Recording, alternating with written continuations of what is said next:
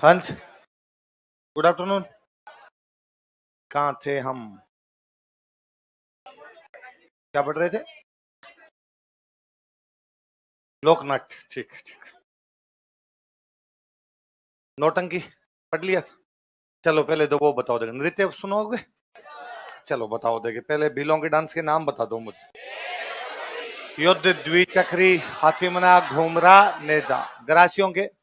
वालर, मांदल, लूर, कूद, जवारा, मोरिया, गोर। कालबेलियों के?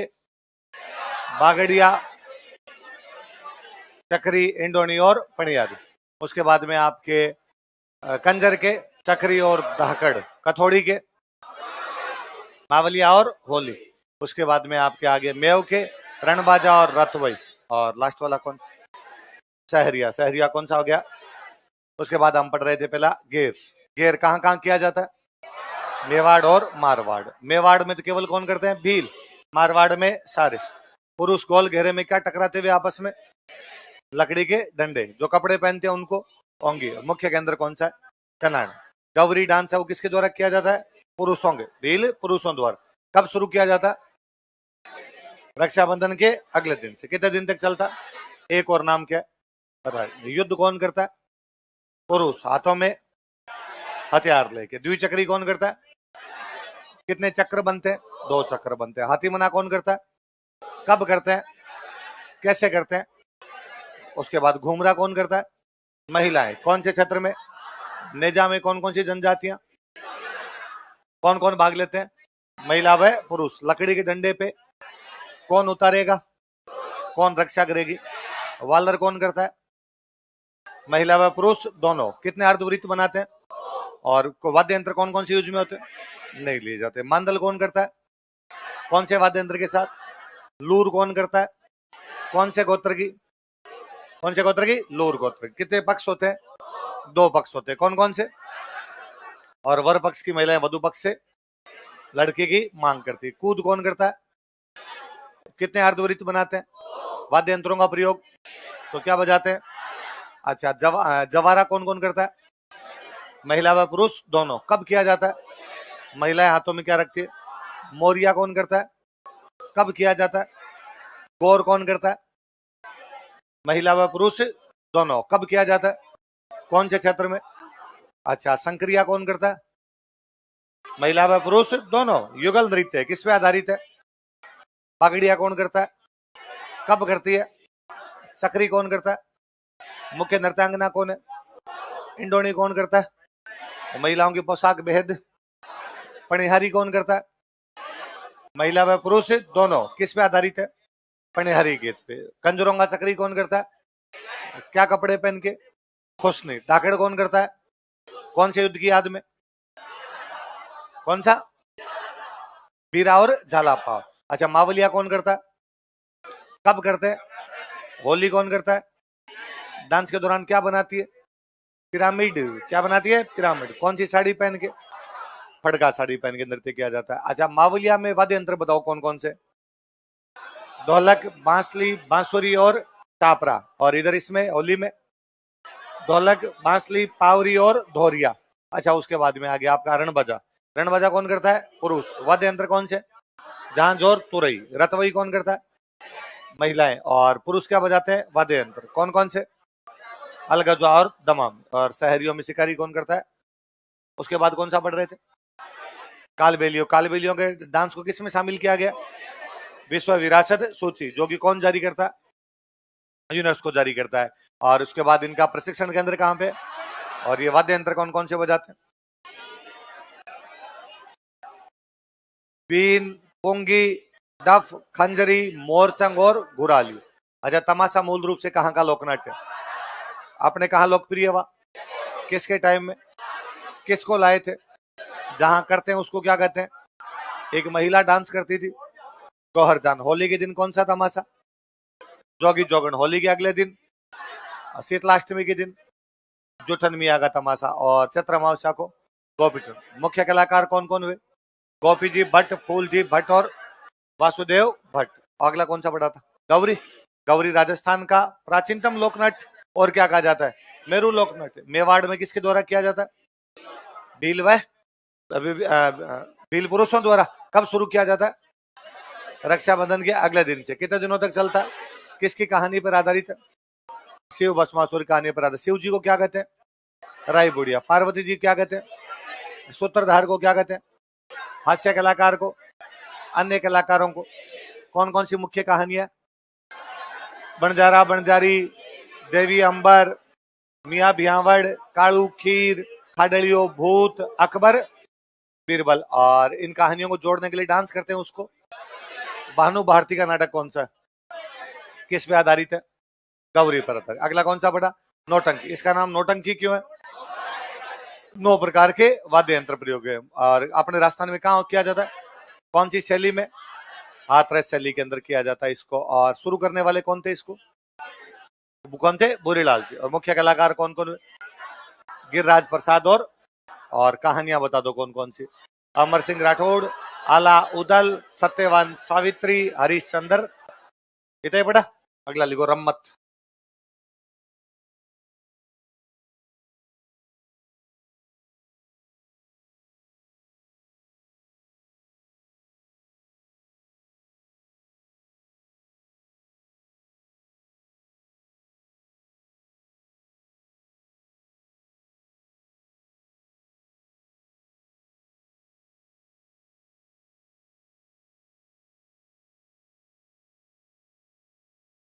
अगला कौन सा है? रम्मत। देखो जैसलमेर तथा बीकानेर क्षेत्रों में यह लोकनाट्य किया जाता है। This folk theatre is performed in Jaisalmer and Bikaner region.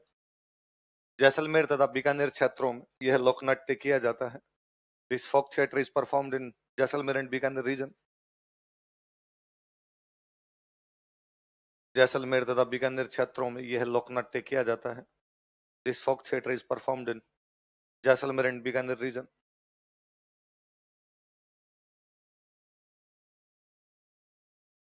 यह श्रावण के महीने में तथा होली पर किया जाता है। It is performed in month of Shravan and on Holi. यह श्रावण के महीने में तथा होली पर किया जाता है। It is performed in month of Shravan and on Holi.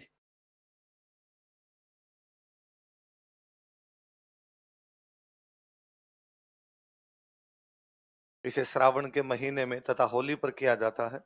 It is performed in month of Shravan and on Holi. इसे शुरू करने से पहले रामदेव जी का भजन गाते हैं। भजन ऑफ रामदेव जी संग बिफोर स्टार्ट इट। इसे शुरू करने से पहले रामदेव जी का भजन गाते हैं। भजन ऑफ रामदेव जी संग बिफोर स्टार्ट इट। इसे शुरू करने से पहले रामदेव जी का भजन गाते हैं। भजन ऑफ रामदेव जी।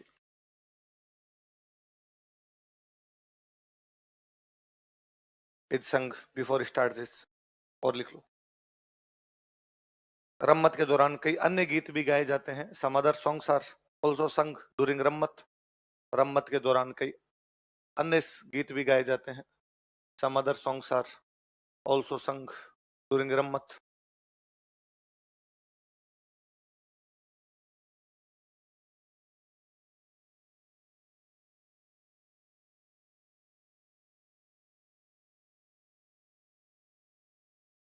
लिख लो जैसे कौन कौन से गाते हैं। और गणपति वंदना समझ गए? ये तो चौमासा समझ गए आप?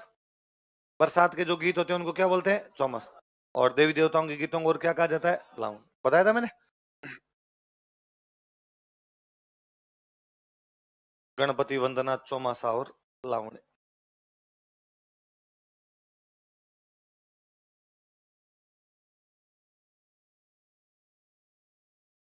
कौन कौन से क्षेत्रों में किया जाता है? एक तो जैसलमेर और एक बीकानेर। पोस्टमार्टम करें? पहले लिखो जैसलमेर।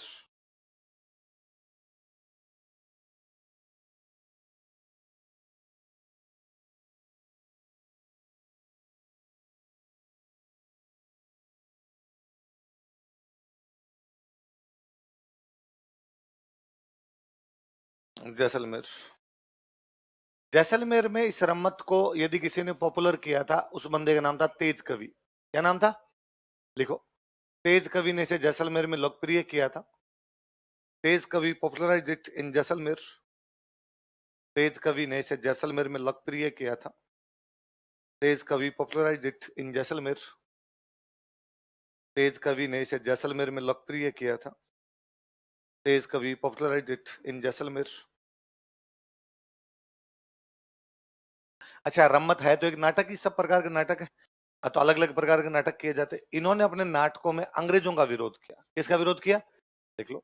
इन्होंने रम्मत के माध्यम से अंग्रेजी नीतियों का विरोध किया था। ही अपोज्ड इंग्लिश पॉलिसीज बाय रम्मत। इन्होंने रम्मत के माध्यम से अंग्रेजी नीतियों का विरोध किया था। ही अपोज्ड इंग्लिश पॉलिसीज बाय रम्मत। रम्मत के माध्यम से अंग्रेजी नीतियों का विरोध किया था। ही अपोज्ड इंग्लिश पॉलिसीज बाय रम्मत। किसका विरोध किया? तो कहते हैं एक बार तो जो अंग्रेजों का कमिश्नर था उसको पता चला कि भाई तेज कवि नाम का कोई आदमी है और नाटकों में हमारा क्या करता है, विरोध। उनका गिरफ्तार करो रे, कौन फट्टे मारो चार। इनको पता चला कि मेरे खिलाफ वारंट जारी हो गया, मेरे को क्या किया जाएगा, गिरफ्तार। तो ये खुद ही उसके घर के बाहर जाके नाटक खेलते हैं। उसके बाहर, घर के बाहर एकदम रम्मत का आयोजन करते हैं।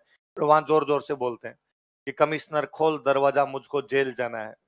हिंदुस्तान ना तेरा है ना तेरे बाप का है, हमारी जमीन पर लगाया कैद खाना है। कमिश्नर खोल दरवाजा, मुझको जेल जा। उसने कहा घर जा, नहीं डिस्टर्ब मत कर। अच्छा, अंग्रेजों के विरोध करेंगे तो गांधी जी की सहायता करेंगे, गांधी जी का भी विरोध कर दे, गांधी जी के फेवर में जाएंगे। तो गांधी जी को अपनी एक रम्मत लिख के दे के आए थे। उस रम्मत का नाम था स्वतंत्र बाउनी। क्या नाम था? स्वतंत्र मतलब आजादी, बाउनी मतलब 52, आजादी के 52 दोहे लिखे। इस प्रकार का एक नाटक लिख के किसको दे के आए थे? लिख लो। इन्होंने अपनी स्वतंत्र बाउनी नामक रम्मत गांधी जी को भेंट की थी। He gifted his Rammat named स्वतंत्र बाउनी टू गांधी जी। इन्होंने अपनी स्वतंत्र बाउनी नामक रम्मत गांधी जी को भेंट की थी। He gifted his Rammat named स्वतंत्र बाउनी टू गांधी जी। इन्होंने अपनी स्वतंत्र बाउनी नामक रम्मत गांधी जी को भेंट की थी। He gifted his Rammat named स्वतंत्र बाउनी टू गांधी जी। इन्होंने अपनी स्वतंत्र बाउनी नामक रम्मत गांधी जी को भेंट की थी। He gifted his Rammat named स्वतंत्र बाउनी टू गांधी जी। किसको भेंट की थी? तो एक इनकी मुख्य रम्मत कौन सी है? स्वतंत्र बाउनी। किसको दे के आए थे? अन्य रम्मत लिख लो इनकी, और कौन कौन सी लिख लो, अन्य रम्मत, अदर रम्मत। एक जैसलमेर मेरे को राजकुमारी हुई थी, उसका नाम था मूमल। क्या नाम था? इसको मूमल पर रम्मत बनाई। एक रम्मत का नाम है छेले तंबोलन। तंबोल का मतलब था पान, तंबोलन मतलब पान बेचने वाली महिला।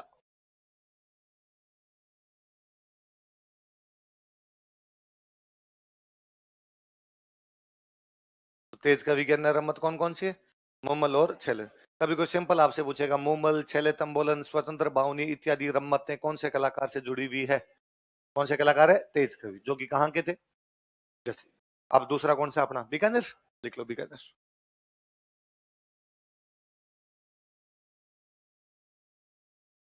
लक्ष्मी गरचंदात की बुक है, बुक का नाम है मूमल।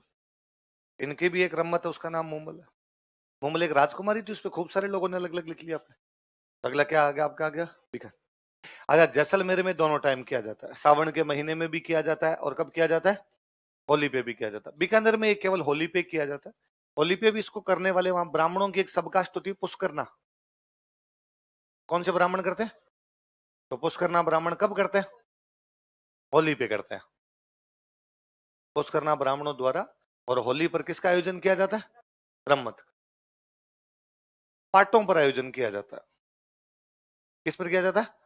पाटे। पुष्करना ब्राह्मण बीकानेर का जो अंदर वाला बीकानेर है, पुराना जो बीकानेर है, उसमें पुष्करना ब्राह्मणों के अलग अलग मोहल्ले हैं। जैसे मोहल्ले का नाम है व्यास चौक, किसी मोहल्ले का नाम है बिस्सा चौक, किसी मोहल्ले का नाम है आचार्यों का चौक, बारह गुआड़, बिन्नाणियों का चौक, दम्माणियों का चौक, ऐसे ऐसे अलग अलग मोहल्ले। उन मोहल्लों में, सब मोहल्लों के बीचों बीच जो चौराहा या बीच की गुआड़ का जो बीच का एरिया पड़ा रहता है, उसके अंदर लकड़ी के तख्ते रखे होते हैं। लकड़ी के तख्ते समझ गए, सिंगल बेड टाइप के। उन लकड़ी के तख्तों को जोड़कर एक यूं स्टेज सा बना लिया जाता है। उनको बोलते हैं पाटे। क्या बोलते हैं? नॉर्मल दिनों में पंडित जी शाम को खाना खाने के बाद उन पाटों पे जाके बैठते हैं और हताई करते हैं, इधर उधर की पॉलिटिकल बातें करते हैं। छोटी छोटी नहीं, बड़ी बड़ी बातें करते हैं। बीकानेर का पार्षद से लेके और जो बाइडन तक वही तय करते हैं कि कौन बनेगा और कौन नहीं बनेगा। कहाँ पे बैठ के? पाटों पे। कौन? कहाँ पे? नॉर्मल दिनों में तो ये कर लेते हैं, वहां पे पॉलिटिकल अताई कर लेते हैं। और जब होली का टाइम आता है, तब वहां पर क्या कर ली जाती है? रम्मत। अष्टमी से लेके चतुर्दशी, कब से कब तक? कौन से महीने में होगी? फाल्गुन। होली कौन से महीने में आती है? मैं कहता हूँ होली के टाइम किया जाता है, फिर मैं कहूँ फाल्गुन वो अष्टमी से चतुर्दशी, आपको हैं अब महीने तो 12 होते हैं, कौन सा बताएं आपको, तो होली कौन से महीने में आती है? पक्का? श्योर? लेगो। फाल्गुन शुक्ल अष्टमी से चतुर्दशी तक, फ्रॉम फाल्गुन शुक्ल पंचमी अष्टमी टू चतुर्दशी, फाल्गुन शुक्ल अष्टमी से चतुर्दशी तक, फ्रॉम फाल्गुन शुक्ल अष्टमी टू चतुर्दशी, फाल्गुन शुक्ल पंचमी से सॉरी अष्टमी से चतुर्दशी तक, फ्रॉम फाल्गुन शुक्ल अष्टमी टू चतुर्दशी, अष्टमी से चतुर्दशी तक। पुष्करना ब्राह्मणों द्वारा पाटों पर रम्मत का आयोजन किया जाता है। Pushkarna Brahmins perform Rammat on pata. क्या बात। फाल्गुन शुक्ल अष्टमी से चतुर्दशी तक लिख लिया। पुष्करना ब्राह्मणों द्वारा पाटों पर रम्मत का आयोजन किया जाता है। Pushkarna Brahmins perform Rammat on pata. पाटा लकड़ी के तख्ते होते हैं जी ना, उनको पाटे बोलते हैं। रम्मत का आयोजन किया जाता है, परफॉर्म रम्मत ऑन पाटा, पाटों पर रम्मत का आयोजन किया जाता है। Pushkarna Brahmins perform Rammat on pata. देखो नॉर्मली भी कोई आपसे पूछ लेना कि पाटा कल्चर कौन से शहर में, ठीक है, कौन से शहर में, कोई समाज पूछ ले तो कौन सा समाज है? पुष्करना। कौन सा समाज है? पुष्करना। अब इनकी मुख्य कहानियां कौन कौन सी लिखो, मुख्य कहानियां, मैन स्टोरीज।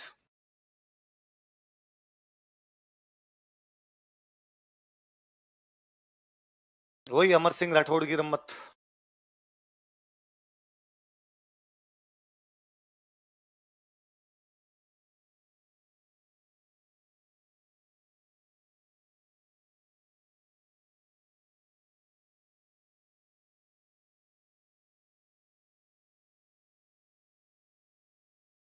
आचार्यों का चौक कहां पर की जाती है? अच्छा, कौन से मोहल्ले का नाम क्या है? आचार्य। उसमें कौन सी रम्मत होती है? अमर सिंह राठौड़ की रम्मत। एक रम्मत का नाम है चौबेल नौटंकी।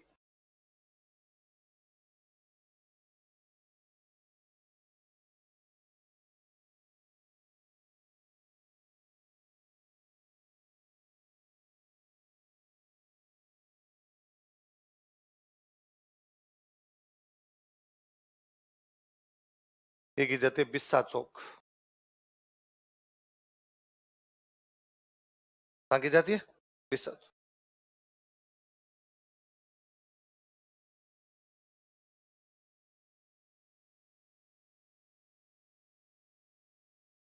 जमुना दास जी की रम्मत।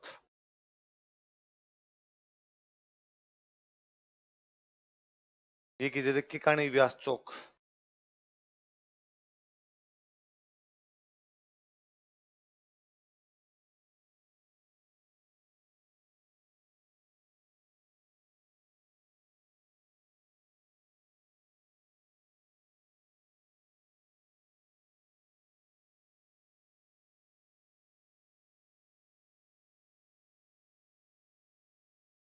एक है बारह गुआड़, सॉरी हेडाऊ मेरी की रम्मत। ये की जाती है बारह गुआड़। हेडाऊ मेरी दो कैरेक्टर है, महिला पुरुष हेडाऊ और मेरी।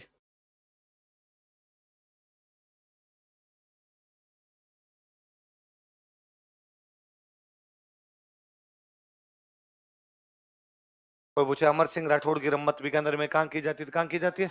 आचार्यों का चौक। चौबेल नौटंकी की रम्मत बिस्सा चौक। जमुना दास जी की रम्मत किकाणी व्यास चौक। और हेडाऊ मेरी की रम्मत, ये हेडाऊ मेरी वाली बहुत फेमस रम्मत है। ये हेडाऊ मेरी वाली मेरी वाली जो रम्मत है ये शुरू की थी जवाहरलाल जी ने। किसने शुरू की थी? लिख लो हेडाऊ मेरी की रम्मत के नीचे। जवाहरलाल जी द्वारा इसे प्रारंभ किया गया था। It was started by Jawaharlal ji. Jawaharlal ji द्वारा इसे प्रारंभ किया गया था।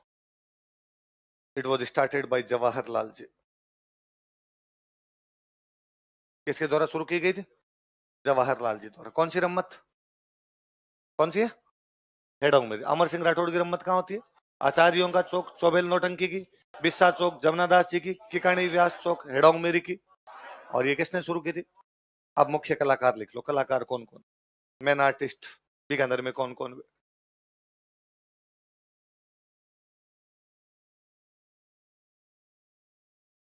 फागु महाराज,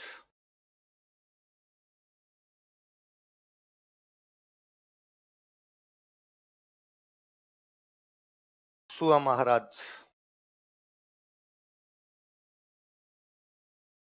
और पुष्करना ब्राह्मण है, ब्राह्मणों को वैसे महाराज ही कहते हैं गाँव में। मदीराम व्यास,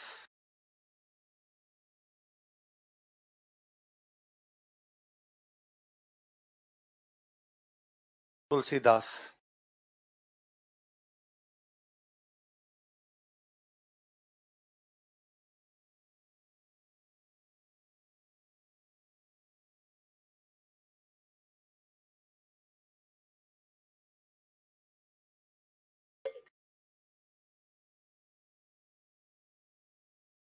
क्या क्या नाम बताओ देखे?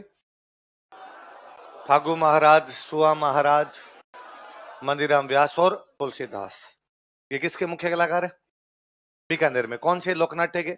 रम्मत। बीकानेर में किसके द्वारा की जाती है रम्मत? पुष्कर नाम ब्राह्मणों द्वारा। कब की जाती है? होली के आसपास।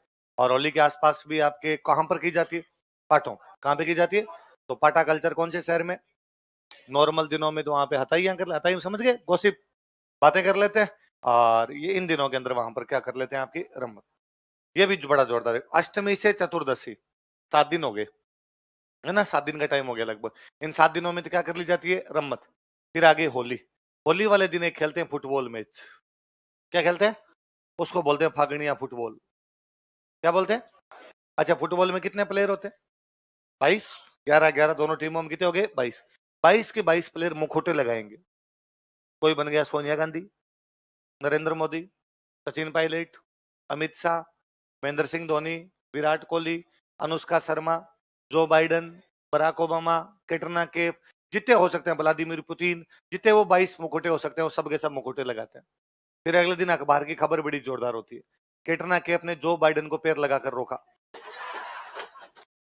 अपने लगता है ये कांड किधर हो गया। फिर वो समझ में आता है कि यार कैटरीना कैफ गोल करने के लिए जा रहा होगा, जो बाइडन गोलकीपर रहा होगा और गेल के ऊपर ने पैर लगा दिया तो वो गिर गया वहां पे। तो 22 के 22 एकदम मुखोटे लगा। अच्छा, वो फुटबॉल मैच खेलते हैं उस दिन, साथ में होली वाले गीत गाते हैं। मतलब इतने भयंकर गीत गाते हैं, इतने भयंकर गंदे गीत गाते हैं एकदम। हम जब बीकानेर नए नए पढ़ने आए तो वहां पे के दोस्त बने, उनको पूछा, रहे तुम ये ऐसे गीत गाते हो होली वाले? हालांकि हमारे गांव में भी गा लेते हैं, लेकिन हम यूं गांव से बाहर जाके गाते हैं। तुम यार सारे आम मोहल्लों के बीच में, और उसमें भी पापा और बेटा दोनों साथ मिलके गा लेते हो, ऐसे कैसे हो सकता है? तो क्या भाईला रंग लागेड़ो है, किरो पतो चला कुण पापा न कुण बेटो है। यार ये वाली थ्योरी सही है यार, ये सीखनी पड़ेगी। अच्छा, हर किसी को बोलेंगे तो भाईला शब्द पक्का है, बिना भाईला के किसी से कोई बात नहीं। हर आपसे कोई यूं बात है, क्या भाईला, हर बात के अंदर वो भाईला पक्का लेके आएंगे। बड़े सज्जन सीधे इतने भले लोग हैं जिसकी कोई हद नहीं है एकदम। बीकानेर लोकल के अंदर है, सारे पढ़े लिखे, इसलिए बीकानेर लोकल की जितनी नौकरियां वो सारी पुष्करना ब्राह्मणों के पास ही थी। पहले पढ़ा लिखा समुदाय यही था, शहर में ही रहता था, इसलिए सारी नौकरी लग गए। अच्छा, जितने वो मिलेंगे महाराज मिलेंगे, सारे के सारे पान खाने के शौकीन, पूरे दिन मुंह में पान। एक सिंगल महाराज नहीं मिले जो बिना पान के रहता हो, सारा दिन पान खाया हुआ एकदम। तो हम कॉलेज में पढ़ा करते, तो हमारे कॉलेज में एडम ब्लॉक होता है अपना, एडम ब्लॉक, जहाँ पे मार्कशीटें मिलती है, जो एडमिनिस्ट्रेटिव ब्लॉक होता है अपना। तो उधर ब्लॉक के अंदर वो जो खिड़कियां होती है, छोटी छोटी खिड़कियां, खिड़कियों में ज्यादा की चीजें मांगनी पड़ती है, तो वहां हम जाते हैं। तो महाराज बैठे हैं एकदम त्रिपुंडधारी, यहाँ पे वो लगाया हुआ, छोटी बढ़ी हुई, पीछे महाराज के मुंह में पान खाया हुआ। आप यूं जाके नहीं कहते, महाराज Rajveer BA second year 28-16-47, roll number बताए, मुझे BA सेकंड ईयर की मार्कशीट चाहिए। तो महाराज मार्कशीट का पूरा वो गुत्था लेके आते, उसमें से राजवीर नाम की निकालते, मुझे दिखाते, उसके अंदर से भाई देख ले तेरी है कि मगत हाँ मेरी है, पकड़ाते, आगे करते कि साइन कर दे, मैं साइन कर देते कि हाँ मुझे मिल गई। कोई बातचीत नहीं हमारे बीच में। यदि उनके पास मार्कशीट नहीं है तो महाराज कब तक आ जाएगी? 5 दिन में।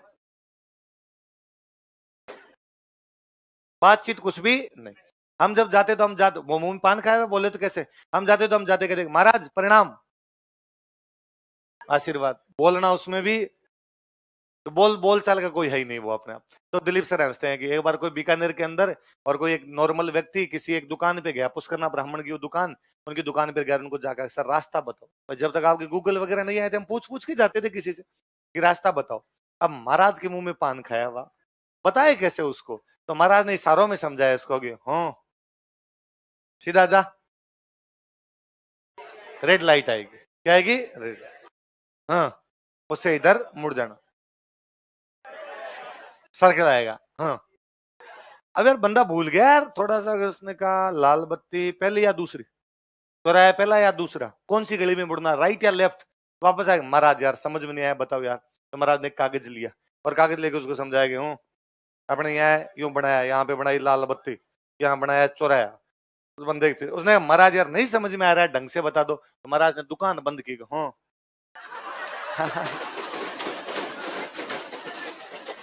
छोड़ के आ जाऊंगा, आधा घंटा दुकान बंद रह जाएगी, कोई दिक्कत है क्या? भला फोन खाइडो है, फोन गिराया नहीं जाएगा। तो भले सज्जन सीधे लोग हैं, आराम से महाराज उसको छोड़ गए। खाने पीने के इतने शौकीन, इतने भयंकर शौकीन कि महाराज घर से खाना खा के हैं, भर पेट खाना खा के हैं, और आप आके कह दो महाराज मिठाई खाओ, महाराज बेटे बेटे यूं 2 किलो रसगुल्ले खा जाए, 2 किलो रसगुल्ले, 2 किलो खीर पी गए महाराज। यूं अलग अलग कई लोग मिलेंगे अलग अलग मौलाओं के, फलाने महाराज है ना वो 5 किलो और खीर पी जाते हैं, फलाने महाराज है ना वो 2 किलो हलवा खा जाते हैं, वैसे मिलेंगे। और ये, और उनकी दुकानें भी अलग अलग। जैसे मैं कहता हूँ यदि आपको यहाँ से भाई भुजिया के लिए बीकानेर फेमस है, तो आपको नॉर्मली जयपुर में यदि भुजिया लेना तो आप कौन सा लेंगे? कि बीकाजी, बीकाजी। आप कहेंगे हल्दीराम, ये 2-3 फेमस ब्रांड है। ये बीकानेर के सबसे घटिया भुजिया है कि लोकल बीकानेर का महाराज इनमें से कोई भुजिया नहीं खरीदता, और उसको लगता है मैं बीकाजी खाऊंगा। इतने बुरे दिन आए मेरे कि ये भुजिया खाना पड़ेगा। उनके अंदर दुकानें, महाराज की दुकानें, वो भी छोटे सा एकदम ढाबा टाइप का सा होगा, लकड़ी का बना हुआ दुकान है, उसमें एक महाराज या जो भी कोई कारीगर है वो सुबह सुबह उठ के जाएंगे, वो बनाने भुजिया बनाने लगेंगे वहां पर। और वो भुजिया मैंने यहाँ बीकानेर जाके देखा कि भुजिया के भी नंबर होते हैं, 1 नंबर, 2 नंबर, 3 नंबर। मोटा भुजिया, पतला भुजिया, साइज के अनुसार 1 नंबर दो, 2 नंबर दो, 3 नंबर दो। अब वो 5 बजे जाके लगे अपने, 6 बजे से उन्होंने अपनी ग्राहकी शुरू की। लाइन लगती है, लाइन सुबह सुबह भुजिया वालों की, 12 बजे तक वैसे ही लाइन रहती है। 12 बजे तक महाराज ने भुजिया बनाई, 12 बजे दुकान बंद की, चले गए। वो महाराज यदि बना के स्टॉक कर ले तो क्या पता कितना बेचे और कितनी कमाई करे, पर संतोषी जीव है, 12 बजे बाद नहीं। लाइन खड़ी तो भी कर लेना। उनके कोई यूं पैसे वाला लालच नहीं है कि इतने लोग खड़े हैं और बना दूंगा, शाम तक काम कर लेता हूँ। नहीं, क्या भाईला कोई पीछे ला रहा मरी जाए, पैसे के पीछे मरे थोड़ी आदमी, जाके अब घर पे रेस्ट करेंगे। ये कि रसगुल्लों की उनकी अलग ही दुकान है उन वाली, और वो वास्तव में आप वो भुजिया लेके खाओगे वो छोटी छोटी दुकानों का, तो आपको लगेगा यार इतने दिन क्या रद्दी खा रहे थे, इसको भी अच्छा मानते थे क्या आपने, आपका मन उचाट हो जाएगा। तो महाराज बड़े जोरदार, एक इतनी आपस में वो कम्युनिटी यूनिटी है जिसकी हद नहीं। इंडियन आइडल कार्यक्रम आता आपका, इंडियन आइडल, इंडियन आइडल में अब तो शायद रूल वूल चेंज कर दिए। ये मुझे याद है इंडियन आइडल ये शुरू हुआ था 2005 के आसपास, और पहला जो इंडियन आइडल था इसका वो था अभिजीत सावंत। अभिजीत सावंत अब तो गायब ही हो गया, वो अभिजीत सावंत पहला इंडियन आइडल। दूसरा इंडियन आइडल इसके अंदर बना था संदीप आचार्य। कौन थे? वो हमारे बीकानेर के थे, मेरे कॉलेज सीनियर थे संदीप, मैं स्कूल में था तब वो कॉलेज के अंदर थे। वो इस मोहल्ले के थे, ऊपर हमने एक मोहल्ला लिखा आचार्यों का चौक, लिखा आचार्यों का चौक। तब इंडियन आइडल में 3 जज थे, फराह खान, अनु मलिक, सोनू निगम। इंडियन आइडल का तब का कुछ फॉर्मेट ऐसा था कि 16 कंटेस्टेंट आएंगे, 16 अपना परफॉर्म करेंगे, उन 16 के अंदर से उस दिन जज राय देंगे कि इनमें से किसने सही गाया और किसने सही नहीं गाया। फिर जनता वोट करेगी, और जनता वोट करके 8 को इनमें से बाहर भगा देगी। फिर कितने बचे? 8। फिर डेली एक एक आउट होगा, 7, 6, 5 ऐसे होंगे। 16 ने गीत गाया, 16 ने गीत गाया तो भाई खराब किसने गाया? उनमें एक नाम संदीप का, भाई संदीप ने इतना अच्छा आज नहीं गाया। अगले दिन वोटिंग हुई, जनता के वोट आए, जनता के वोट आए तो पता चला कि सबसे अधिक वोट ही संदीप को मिले, तो संदीप 8 में। अब 8 ने गीत गाया, आज किसने खराब गाया? उन्होंने कहा संदीप ने, तो अब संदीप आउट होना चाहिए। अगले दिन संदीप के वोट सब ज्यादा, आउट कोई दूसरा ही हो रहा है। वो हर बार कहते कि संदीप ने अच्छा नहीं गया, संदीप ने अच्छा नहीं गया, संदीप जीता वो। और संदीप को वोट इतने मिलते जितने बाकियों सबके सारे थे, बाकियों के मिला लो उतने, अकेले किसके? संदीप। तो उस साल मुझे याद है, मैं उस साल 12th के अंदर था। वो जो पाटे हैं उन पाटों के ऊपर नोकिया वाले फोन आते हो, 1100, नोकिया 1100, जो नोकिया 1100 फोन पड़े। एक वो उस समय रिचार्ज कूपन आते थे जिनको स्क्रैच है ना, वो रिचार्ज कूपन पड़े। कोई बंदा जाता रिचार्ज कूपन लेके, किसी भी मोबाइल के अंदर सिम विम एक्टिवेट किया हुआ पड़ा एकदम, उसका रिचार्ज करता, और सारा दिन बैठे बैठे मैसेज करते। एक मैसेज को 5 रुपए कैसे लगा करते थे, मैसेज के रुपए लगते, भाई इतने मैसेज करोगे 2 रुपए लगेंगे। पर ये तब बाउंडेशन नहीं था कि एक आदमी कितने कर सकता, कितने भी कर सकता। सारे दिन मैसेज मैसेज मैसेज, केवल मैसेज के दम पे हम इंडियन आइडल बना गए थे। मेरे को याद है मेरे फिजिक्स के एक पेपर में एकदम ही नंबर नहीं है, बहुत गंदे नंबर है इस मैसेज के चक्कर में। उस दिन वो बता रहा, हमें लगता था यार पेपर तो अगली साल दे लेंगे, संदीप अगली साल थोड़ी आएगा। पूरे बीकानेर के अंदर ही वो भयंकर वाला माहौल। उसमें जो 8 लोग थे, 8 में से एक 7 हुए, 6 हुए, उसमें से जो सबसे पहले 8 में सबसे पहले जो आउट हुआ था वो नेहा कक्कड़ थी। तो, तो मुझे लगता है यार ये गुटकी सी तो अपने को तब भी पसंद नहीं आई थी। इसके गाने लोग कैसे सुन लेते हैं यार। तो तभी हमें लगता था यार ये थोड़ी सी टाबर सी आ गई, इधर जागरण वागरण लगाया करती थी, उधर ये दोनों बहन भाई जागरण लगाते थे। तो मुझे याद है इनकी वो कहानियां सुनाते भाई कि पहले लगाते थे रात्रि की जागरण, अब आए हैं इंडियन आइडल के अंदर। पर हमने कहा नहीं नहीं अच्छा नहीं गा रही है। उसमें सबसे अच्छा एक लड़का गीत गाता था, हैदराबाद का एक लड़का था करुण, करुण वो बेचारा फाइनल तक पहुंचा था। और हमारा यूं दिल पूरा, वो दिमाग पूरा गाता कि सबसे अच्छा जो गाता है वो कौन गाता है, करुण। इसलिए जीतना कौन चाहिए, करुण। पर दिल कहता कि ना पहला संदीप आपनो यार, संदीप जीतनो चाहिए। तो केवल संदीप को वोटों के दम पे जिताया। इसलिए इंडियन आइडल में बाद में रूल चेंज किए कि खाली वोटों से किसी को नहीं जिता सकते, उसके अंदर जज की राय भी मानी जाएगी, उधर से भी मार्क्स वार्क्स मिलेंगे। यदि खाली वोटों के दम पे होता तो हमारे पुष्करना ब्राह्मण सारे इंडियन आइडल होते। बीकानेर ही जीतता हर बार, दूसरे किसी को हम जीतने नहीं देते उनके। हालांकि संदीप बाद में बेड लक की था, 3-4 साल बाद संदीप की डेथ ही होगी। 2013 के आसपास संदीप की डेथ हो जाती। 3-4 अच्छे गाने भी आए थे, संदीप के एल्बम भी आया था, पर उसके बाद डेथ हो गई। पर वो इंडियन आइडल मुझे अब भी याद है कि यार वो इंडियन आइडल पुष्करना ब्राह्मणों ने वोट दे दे के जिता दिया था। तो अलग कल्चर, मतलब शहर के अंदर रहने वाले लोग जो पीढ़ियों से शहर के अंदर रह रहे हैं, उसके बावजूद इतने कल्चर से जुड़े लोग मैंने कहीं नहीं देखे। वरना अक्सर होता है ना, गांव का कोई आदमी 10 साल भी शहर में रहता है तो कल्चर चेंज हो जाती है। ये शहर में ही बैठे हैं, पीढ़ियां बीत गई, दादे परदादे भी इनके शहर के अंदर रहे, बीकानेर के अंदर। बीकानेर बसा तब से लोग रह रहे होंगे, बीकानेर जैसे जैसे मॉडर्न हुआ तो ये भी हुए होंगे, पर ये नहीं हुए। बाकी कोई समाज हो जाए, पर पुष्करना वैसे वैसे वैसे वैसे होली के गीत गाने, वैसे खाने पीने के कार्यक्रम, वैसे वैसे जीवन शैली। तो इन होली के दिनों में अपने यहाँ पे कर लेते हैं रम्मत। कौन सी? सारे जीते होंगे वो महाराज ही है। सबको क्या कहा जाता है? महाराज। हर को वैसे ब्राह्मणों को महाराज जी कहते हैं महाराज। तो मुझे याद है हमारे 93 के आसपास वहां बीकानेर से एमएलए बने थे, उनका नाम था नंदू महाराज। तो हमें बचपन में या छोड़ते तब हमें से लगता भाई इनका नाम ही नंदू महाराज जी है। फिर बड़े होके पता चला कि नहीं, इनका नाम तो नंदलाल व्यास है। पर वो जनता क्या करने लगी, एक हमारे वहां से सरपंच बने थे भैया महाराज। तो वो तो मुझे लास्ट तक ही लगता कि इनका नाम भैया महाराज जी है, बाद में पता चला इनका नाम है शिव कुमार व्यास। पर कोई भैया जी कहते, भैया जी थे ही, साथ में क्या जुड़ गया, महाराज। तो पूरी दुनिया ही क्या करने लगी, भैया महाराज। तो नंदू महाराज हमारे 2014 की बात है, 2014 के आसपास में नंदू महाराज की डेथ हुई थी। 2014 में पूरे भारत में मोदी जी का माहौल, मोदी जी प्रधानमंत्री पद के कैंडिडेट हुए थे, और पूरे देश में बीजेपी का माहौल था। कांग्रेस के खिलाफ माहौल बना हुआ था, निर्भया वाला मामला हो गया था, अरविंद केजरीवाल वाली पार्टी नई नई उभर रही थी, घोटाले वोटाले आ रहे थे, पूरे देश में चेंज का सा माहौल था। और उसमें मोदी जी वो थोड़े से आगे एक्सेलरेट कर गए उसको। तो पूरे देश में माहौल। पर हमारे बीकानेर में यह माहौल किस बार बीजेपी हार जाएगी। बीकानेर में हमारे जो सिटिंग एमपी साहब थे अर्जुन राम जी मेघवाल, इनके कोई ब्राह्मणों के बारे में कोई स्टेटमेंट दिया हुआ, और उसकी वजह से यूं लग रहा कि नहीं यार इस बार थोड़ा सा मामला गंभीर हो सकता है। और पुष्करना ब्राह्मण और बीकानेर के वोट किधर पड़ेंगे किधर नहीं पड़ेंगे तय भी कौन करे, पुष्करना ब्राह्मण। तो पुष्करना ब्राह्मण के क्या भाईला, बाकी पूरे हिंदुस्तान में बीजेपी जीतनी चाहिए पर बीकानेर नहीं। बीकानेर के अंदर उनका कोई वो सीधा सीधा बीजेपी से कोई नहीं, उनका ये था भाई हमारे बारे में ऐसा कैसा कह दिया, और वो जिधर बोले उधर बीकानेर भी बोले, तो यूं पूरा मोमेंटम सेट हो रखा। अक्सर आप देखा करो कि किसी भी पार्टी का बड़ा नेता यदि कहीं पर चुनाव की रैली कर रहा है, इसका मतलब वहां पार्टी की हालत खराब है ना। यदि कांग्रेस उदयपुर के अंदर राहुल गांधी की रैली करवा रही है, सोनिया गांधी की रैली करवा रही है, किसी बड़े नेता की रैली करवा रही है, इसका मतलब उदयपुर में कांग्रेस हारने वाली है। पाली में यदि बीजेपी की बड़ी रैली हो रही है, इसका मतलब पाली के आसपास के इलाके में बीजेपी की हालत अच्छी, इसलिए पार्टी चाहती है मोमेंटम सेट करें थोड़ा। तो मोदी जी के हमारे बीकानेर में रैली करवाई, तो पूरा पूरा बीकानेर मोदी जी को देखने के लिए उमड़ा। तो उसका नाम ब्राह्मण भी सारे के सारे के। मोदी जी गुजराती आदमी, भयंकर चालू है, गुजरातियों के चालूपना है, कूट कूट के भरावा भाई साहब। मोदी जी थोड़े सबसे जो मुख्य नेता लास्ट में भाषण देता है, तब तक हमारे बीकानेर लोकल वाले भाषण दे रहे थे। उस दिन सुबह ही नंदू महाराज की डेथ हुई थी। मोदी जी किसी ने बताया होगा भाई यहाँ पर पुष्करना ब्राह्मणों के बड़े नेता नंदू महाराज, उनकी ऐसे ऐसे डेथ हुई थी। मोदी जी जैसे बोलने के लिए 4-1 बजे 4:30 से आए, भाई अब आप सबके आन बान शान दिलो जान जिसका आप कर रहे थे इंतजार, अब आ रहे हैं माइक पे। सब यूं स्टेडियम पूरा शांत होकर सुन रहा, भैया मोदी जी आएंगे बोलेंगे। पर उनके मन में कि भले मोदी जी कुछ ही बोले, लेकिन अपने इस बार बीकानेर में तो बीजेपी को वोट नहीं देने, यहाँ तो हाराएंगे। मोदी जी आए, मोदी जी ने आते माइक लिया, फिर क्या बोला नहीं जा रहा है। मेरे कई सालों के दोस्त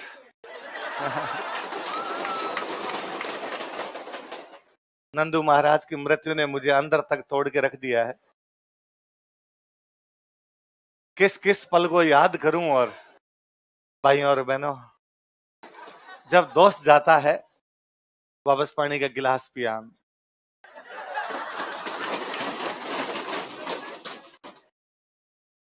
मित्रों, ज्यादा नहीं कह पाऊंगा आपको। मित्रों, कांग्रेस भ्रष्टाचार करती है, इसलिए अपने को बीजेपी को नॉर्मल 2-4 मिनट का कोई भाषण, वरना मोदी जी के भाषण लंबे होते हैं। कोई 5-7 मिनट का भाषण दिया, उसमें 5-7 बार नंदू महाराज का नाम लिया, जय हिंद किया, उड़ गए। पूरे बीकानेर का मोमेंटम शिफ्ट था। क्या भाईला, नंदू महाराज मोदी जी का दोस्त है। सिंगल दिन बीजेपी ने उसके बाद बीकानेर में प्रचार नहीं किया। 3-3.5 लाख वोटों से जीते। उसके बाद प्रचार करने की कोई आवश्यकता। बीकानेर वही बात करेगा जो पुष्करना वामन कहेंगे। पुष्करना वामन करें बीजेपी को, नहीं देने तो नहीं देने, इस बार का बीजेपी को देने तो बीजेपी को देने दे। भले मस्त आदमी है एकदम। मोदी जी 2 यूं आंसू बहा के गए। क्या भाईला, नंदू महाराज री आत्मा यदि शांत होली जो बीजेपी ने वोट दो। नंदू महाराज पूरी जिंदगी बीजेपी में थे, तो वोट किसको देने हैं? बीजेपी को देने हैं। तो ये अपने रम्मत होती है बहन की, होली के दिनों में क्या होती है। तो आपको कभी बीकानेर घूमने के लिए जाना हो, फिर होली के दिनों में जाया जाए, क्या देखी जाए? और नहीं, पर अंदर अंदर का बीकानेर हमेशा देखा जाए। अंदर का परकोटे का बीकानेर, और उसमें पुष्करना ब्राह्मणों की केवल जीवन शैली देखी जाए। कैसे रहते हैं, कैसे बोलते हैं, खाते पीते। वो अपने आप में एक अलग पीएचडी है कि उनके ऊपर थीसिस की जा सकती है कि यार उनका रहने का रहन सहन कैसे आधुनिकता की दौड़ में भी कोई खुद को बचाए रख सकता है, वो पुष्करना ब्राह्मण सिखाते हैं। अगला लिखो, भवाई।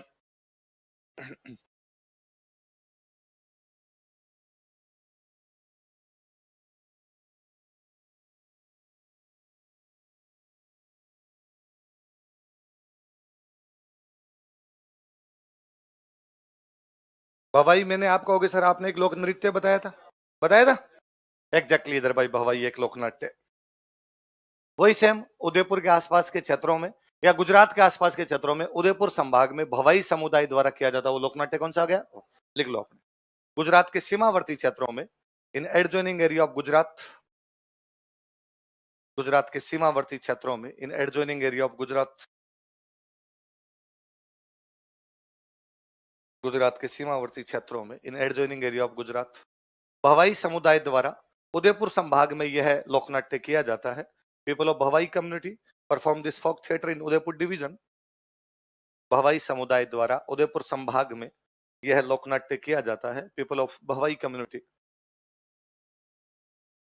परफॉर्म दिस फोक थिएटर्स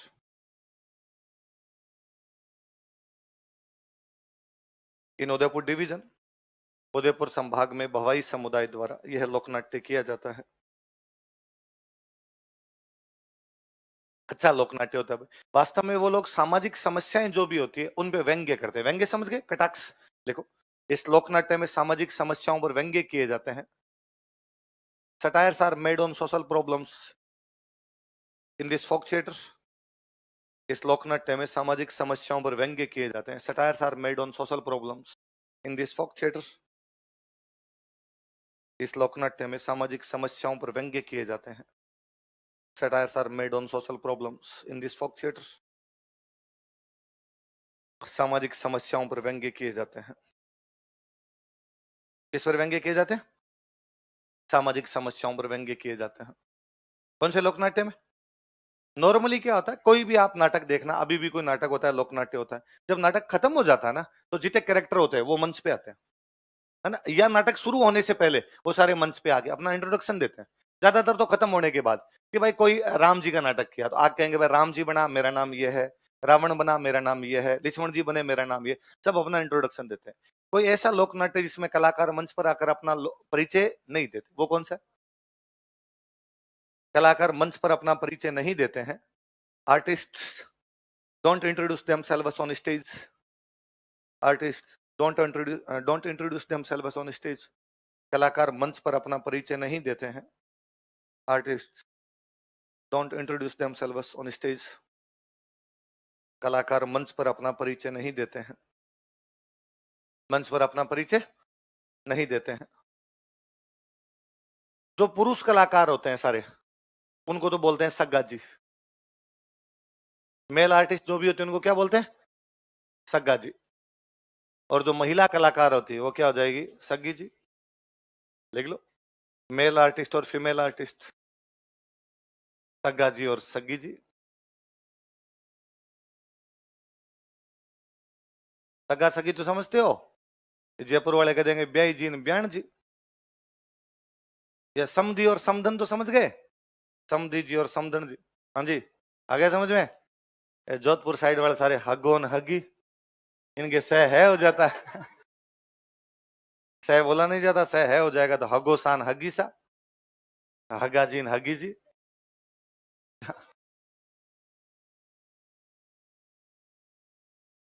इधर क्या कहते हैं, भरतपुर साइड में क्या कहते हैं सगा सगी को? क्या होता है सगा सगी, समझे तुम? जैसे अपने भाई के ससुराल वाले या बहन के ससुराल वाले, उनको क्या कहेंगे? समधी समधन। समधी समधन कहते हैं।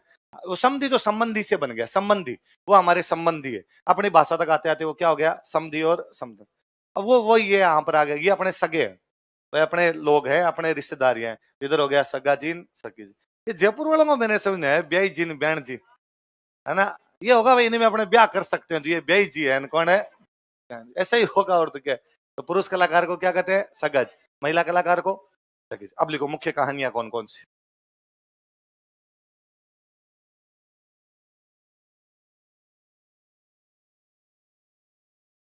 एक कहानी है बीका जी और बाघ जी।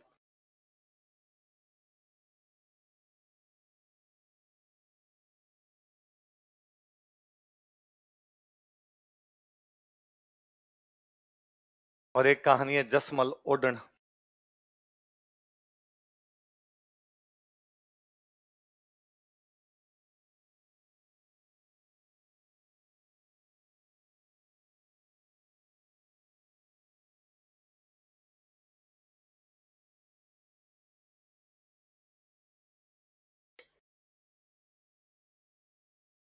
कौन कौन सी दो कहानियां?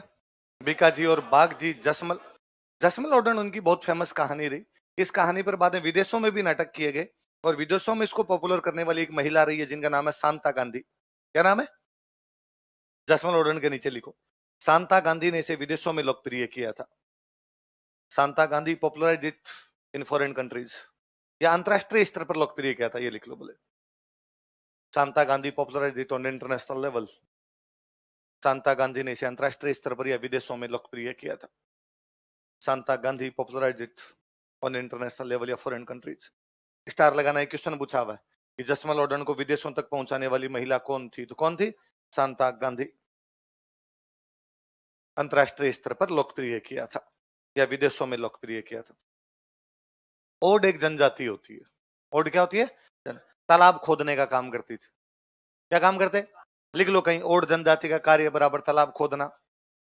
Profession of Od tribe digging ponds. Od जनजाति का कार्य तालाब खोदना, डिगिंग पॉन्ड्स। बॉक्स बंद कर लेना अलग से। तो ओडों की महिला हुई, इसलिए क्या नाम हो गया? ओडन। जसमल नाम था उसका। मध्य प्रदेश का मालवा पड़ता है, मालवा। मालवा में ओडों का दल रहता है, ओडों की टीम रहती है। ओड तालाब खोदने के लिए अपनी टीम के साथ कहीं भी चले जाते। गुजरात में एक राजा, उस राजा का नाम है खंगार। क्या नाम है? और गुजरात के राजा खंगार ने एक बार मालवा के ओडों के पास संदेश भेजा कि मुझे एक बहुत बड़ा तालाब बनवाना। राजा महाराजा बनवाते तालाब, कुएं, बावड़ियां बनवाते। मुझे एक बड़ा तालाब बनवाना है, आप यहाँ पर आओ। ओडों की टीम गुजरात के राजा खंगार के वहां पे तालाब खोदने जाती। उन ओडों की टीम एक महिला है, उस महिला का नाम है जसमल। क्या नाम है? ओड महिला, इसलिए नाम क्या हो गया? जसमल ओडन। जब वो ओड वहां पे तालाब खोद रहे होते हैं, राजा श्याम को इंस्पेक्शन करने के लिए आता है, सुपरविजन करने, चेक करने आता है भाई तालाब खुद रहा है कि नहीं खुद रहा है। उस महिला को देखता है। जसमल बड़ी सुंदर महिला थी, और राजा उस जसमल को कहता है कि तू मेरे साथ महलों में चल ले। वो महिला मना करती है, भाई मैं शादीशुदा महिला हूं, तुम ऐसे मुझे कह भी कैसे सकते हो। वो नोडों को बाकियों कहता है भाई इसको मैं लेके जाऊंगा। ओड कहते हैं यार तू ऐसे कैसे बात कर सकता है? तो उसने कहा मैंने पूछा नहीं है, बताया है, और 15 दिन का टाइम है, राजी मत भेजो तब तो ठीक है, वरना मुझे ले जाना तो आता है। अब वो दिल्ली शाम को आए, दिल्ली शाम को आके उन्होंने इस प्रकार की बात कही। ऐसे करते करते 15वां दिन आ गया। ओडों को लगा कि राजा तो मानेगा नहीं, तो दिल्ली ये जबरदस्ती करने लग गया, और कल तक यदि हमने नहीं भेजी तो जबरदस्ती उठा के ले जाएगा। जसमल अपने परिवार को छोड़ के राजा के महलों में जाना नहीं चाहती, तो वो वहां से ओड भाग जाते हैं। अधूरे तालाब को छोड़ के बिना अपनी मजदूरी लिए अपने बैलगाड़ियों को जोतते हैं और रातों रात भाग जाते हैं। राजा जब सुबह सुबह आके देखता है कि ओडोंग की टीम तो वहां से भाग गई, राजा अपनी सेना लगा देता पीछे, भाई जसमल को उठा के लेके आओ। घोड़ों के आगे बैलगाड़ियां कितनी दूर तक भागे, जब बैलगाड़ियों वालों ने देखा, ओडोन देखा कि पीछे से घोड़े दौड़ते हुए आ रहे, इसका मतलब राजा के सैनिक आ रहे हैं, किसको उठा के लेके जाएंगे? जसमल। जसमल अपने उस परिवार को छोड़ के, पति को छोड़ के जाना नहीं चाहती, इसलिए जसमल खुद की आग लगा लेती है। जसमल जल जाती है, पर वो राजा के महलों में नहीं गई। ऐसी एक पतिव्रता नारी, ऐसी एक जो आदर्श महिला है, उसकी जो कहानी है, वो कहानी कौन सी? जसमल ओडन। कहानी का नाम क्या है? इस जसमल ओडन नाम की कहानी पर हवाई लोकनाट्य किसने तैयार किया? शांता का। किसने तैयार किया? तो कौन कौन सी दो कहानियां बताओ देखिए। बीका जी और बाघ जी और जसमल। याद रहेगा? तो ओडों का काम क्या था? तालाब खोदना। अगला लोकनाट्य लिखो।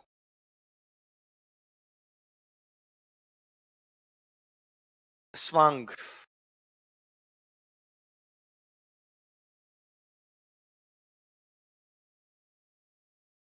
अगला लोकनाट्य कौन सा है?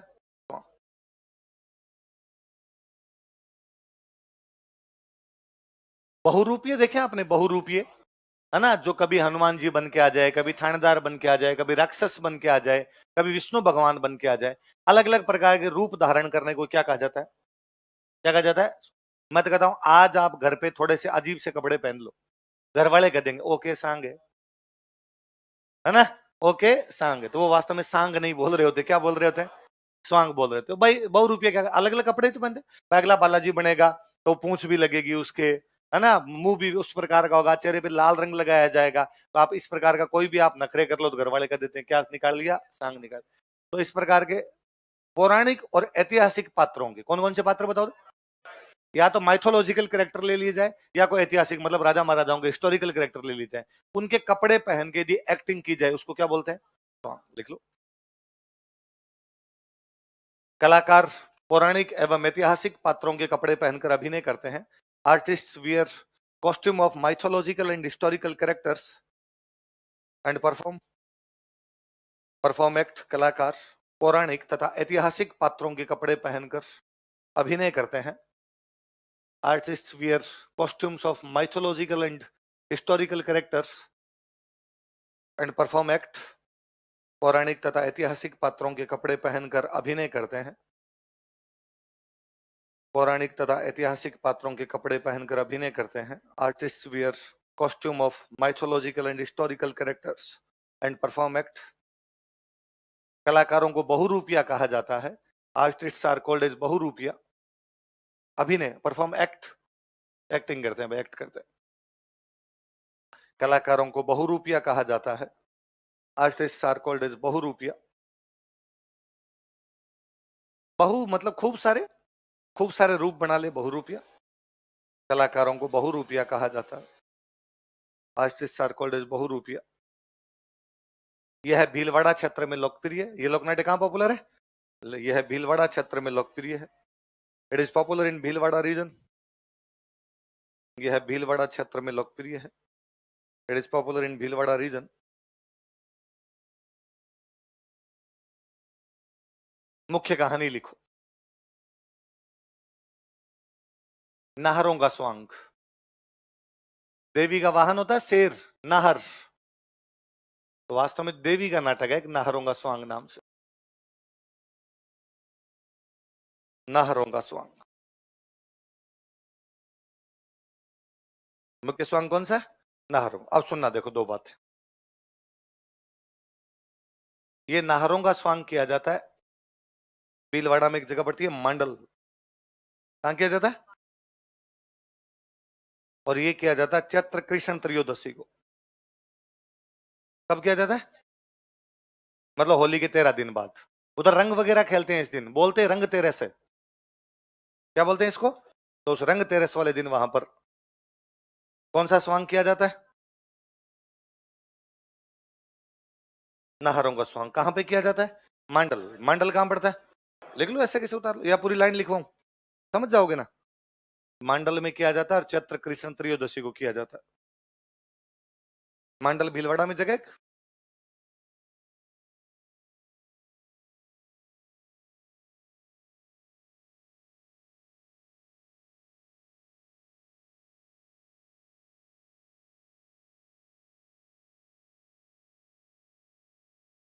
कहां किया जाता है? कब किया जाता है? कहते हैं एक बार मुगल बादशाह था शाहजहां। कौन सा मुगल बादशाह? शाहजहां यहाँ पर आया था और वो रात को रुका था यहाँ पर। जब रात को रुका तो उसने कहा था कि यार कोई मूवी तो दिखा दो। तो उसको जो मूवी अपने वालों ने दिखाई थी वो मूवी कौन सी थी? तो ये कौन से मुगल बादशाह के शासनकाल में प्रारंभ हुआ था? लिख लो, इसी के नीचे लिखना नाहरों के स्वांग। यह मुगल बादशाह शाहजहां के शासनकाल में प्रारंभ किया गया था। It was started during regime of Mughal emperor Shahjahan. यह मुगल बादशाह शाहजहां के शासनकाल में प्रारंभ किया गया था। It was started during regime of Mughal emperor Shahjahan. Mughal बादशाह शाहजहां के शासनकाल में प्रारंभ किया गया था। It was started during regime of Mughal emperor Shahjahan. कलाकार लिख लो।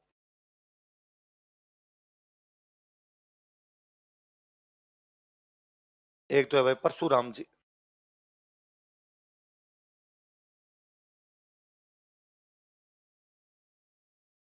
एक है जानकी लाल भांड। भांड एक जाति होती है और ये बहुरूपिया वाला काम ही करते हैं भाई, स्वांग का काम ही करते हैं।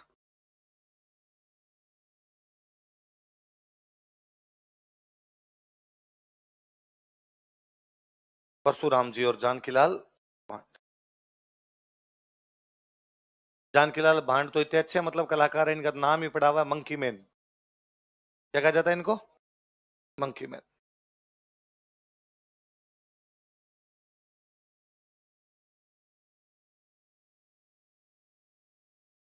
परशुराम जी और जानकीलाल भांड। जानकीलाल भांड को क्या कहा जाता है? और मतलब इतने अच्छे कलाकार यूं कहते हैं कि एक बार जानकीलाल भांड ने तो कई दिन तक नोटिस किया कि भीलवाड़ा के जो एसपी साहब है तो कब आते हैं, कितने बजे आते हैं, किस प्रकार चलते हैं, पूरी ध्यान दिया। फिर एक दिन एसपी साहब के आने से 15-20 मिनट पहले थाने में घुसे किसी, वो जो एसपी साहब का ऑफिस था वहां पर घुसे और जितने वहां कांस्टेबल खड़े थे उनको पता और नहीं चला कि एसपी साहब नहीं जानकीलाल भांडे। वो यूनिफॉर्म पहनी हुई, सितारे लगाए हुए, इधर टोपी लगाई हुई और सारे कांस्टेबल जीते खड़े थे, सबने सलूट मारे। एकदम अंदर पहुंच कर बाद में कहा लो रुपए लाओ। किस बात के? अरे काम मैं जानकीलाल भांड हूं। तब पुलिस वालों को पता चला कि ये भाई एसपी साहब नहीं है, कौन आए हैं। मतलब इतनी नेचुरल एक्टिंग तो और कैसी की जा सकती है? तो इस इनको किस नाम से जाना जाता है? तो कौन कौन तो मुख्य कलाकार है बताओ? जानकीलाल भांड। भांड एक जाति है जो बहुरूपिये वाले काम करती है, इसलिए आज भी अक्सर कोई नाच गाने का काम कर देता है, अपने कहते हैं भांड है। कहते हैं नहीं कहना मुकदमा हो जाएगा, ये जाति सूचक गाली है, नहीं कहा जाना चाहिए। अपने शाहरुख खान सलमान के बॉलीवुड वालों के लिए कहते हैं अरे ये तो बॉलीवुड वालों का तो काम ही यही है, नहीं कहना चाहिए, ये अपने आप में जाते। और क्यों कहा जाना चाहिए? हर मैं कहता हूं शाहरुख खान सलमान खान यही काम करे तो अपने उनके साथ सेल्फियां ले। अपने वाले सेम ही एक्टिंग करते थे इसलिए अपने इस प्रकार की बातें कही, तो बहुत गलत बात है। और मुझे लगता है तो नेचुरल एक्टिंग करते हैं, इनके पास तो संसाधन ही नहीं थे। ये तो बुरा कितना हुआ कि राजा महाराजाओं के टाइम के अंदर मनोरंजन करवाने वाले लोग यही थे और तब इनके पास राजा महाराजाओं द्वारा दिए जाने वाले पैसे थे, जमीनें वमीनें मिला करती थी।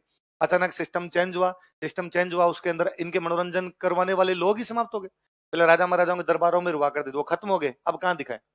सिस्टम ही पूरा का पूरा कोलैप्स कर गया।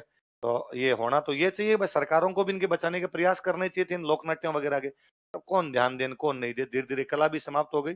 मुझे याद है मैं इधर बीकानेर जाता हूँ तो रास्ते में एक जगह पे एक वो चौराहा है, वहां पे बसें इधर उधर मुड़ती है तो खूब सारे ढाबे वाबे बने हुए हैं। तो वहां पर एक वो भांड है और वो वहां पर ही खड़े रहते हैं और गाड़ियां जब भी रुकती है तो वहां वहां पे जाते हैं, अपनी कला भी दिखाते हैं। तो उनको यूं खूब सारी पीढ़ियां वीडियां याद रहती है, भगवान राम से लेके लास्ट तक वाली सारी पीढ़ियां, ऊपर तक की सारी पीढ़ियां बोल देते हैं, खूब सारे दोहे सुनाते हैं, खूब सारी एक्टिंग करते हैं। तो उनको एक दिन वो जब रुपए रुपए ले रहे थे, उनका रुपए 2 रुपए दो, तो किसी ने उनको कह दिया कि यार कमा के तो खाते नहीं हो और आ जाते हो मांगने के लिए, रुपए लेने के लिए। तो उन्होंने उसका भाई साहब मत दो, क्योंकि मेरा एक बेटा डॉक्टर, एक बेटा टीचर है, एक बेटा और है, मैं चाहता हूँ वो यही काम करे ताकि कला तो जिंदा रहे। ये हमारे पीढ़ियों की बाप दादों की है, तुम्हें नहीं समझ में आती। तुम्हारे बाप दादे तो हमें रुपए दिया करते थे, हमारी इज्जत भी क्या करते थे। तुम्हारे वाली पीढ़ी बेलखनी निकल गई जिनको हमारी वाली कला नहीं समझ में आती। तो इस प्रकार के शब्दों का इस्तेमाल अपने अगले लिखो। चार बेंत।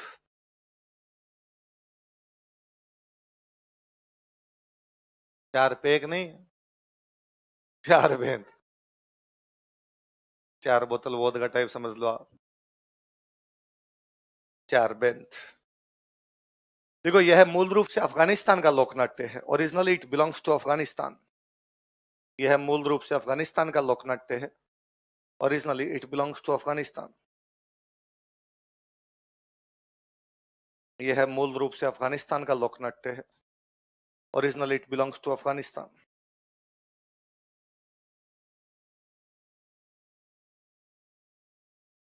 यह है मूल रूप से अफगानिस्तान का लोकनाट्य है।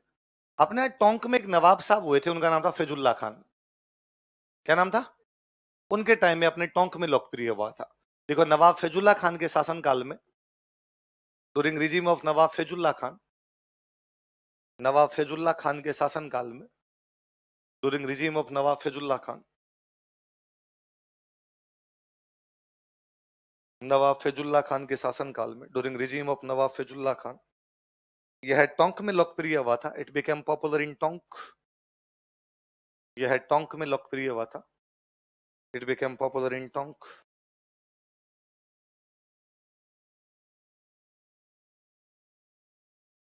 कहां पर लोकप्रिय हुआ था? टोंक में लोकप्रिय हुआ था। अच्छा, अफगानिस्तान की भाषा है पश्तो। कौन सी भाषा है? उधर जो पठानों की भाषा थी, वो भाषा कौन सी थी? तो ये अफगानिस्तान का था, तो पहले कौन सी भाषा में किया जाता? पश्तो। देखो, यह पश्तो भाषा में प्रस्तुत किया जाता था। It was performed in Pashto language. It was performed in Pashto language. यह पश्तो भाषा में प्रस्तुत किया जाता था। It was performed in Pashto language. कौन सी भाषा में? पर फिर लोगों ने कहा, यार पश्तो से अपना क्या लेना देना, अपनी भाषा में तो करो। फिर दो बंदे आए भाई अपने। एक बंदे का नाम था खलीफा करीम खान। क्या नाम था बंदे का? खलीफा। एक बंदे का नाम था करीम खान निहंग। क्या नाम बोलो देखे, दोनों के नाम बोलो। खलीफा और करीम खान। नहीं, इन्होंने इसको स्थानीय भाषा में प्रस्तुत किया था। लिख लो, खलीफा करीम खान तथा करीम खान निहंग ने, खलीफा करीम खान एंड करीम खान निहंग, खलीफा करीम खान तथा करीम खान निहंग ने इसे स्थानीय भाषा में प्रस्तुत किया था।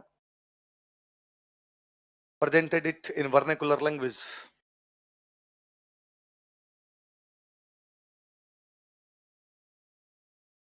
इसे स्थानीय भाषा में प्रस्तुत किया था। Presented it in vernacular language. इसे स्थानीय भाषा में प्रस्तुत किया था। Presented it in vernacular language. कौन सी भाषा में प्रस्तुत किया? स्थानीय, स्थानीय भाषा, अपनी भाषा में ना, लोकल भाषा में। किस किसने? खलीफा करीम खान और करीम खान। वाद्य यंत्र लिखो, डफ। डफ बजाते रहते हैं वो साथ में।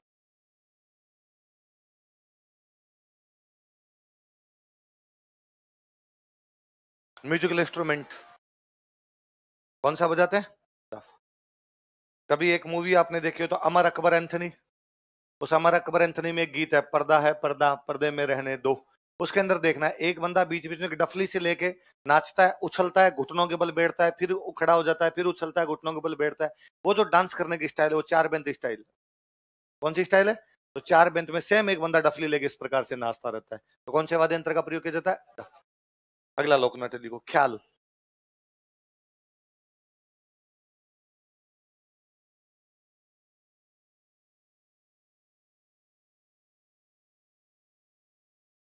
अगला लोकनाट्य कौन सा है?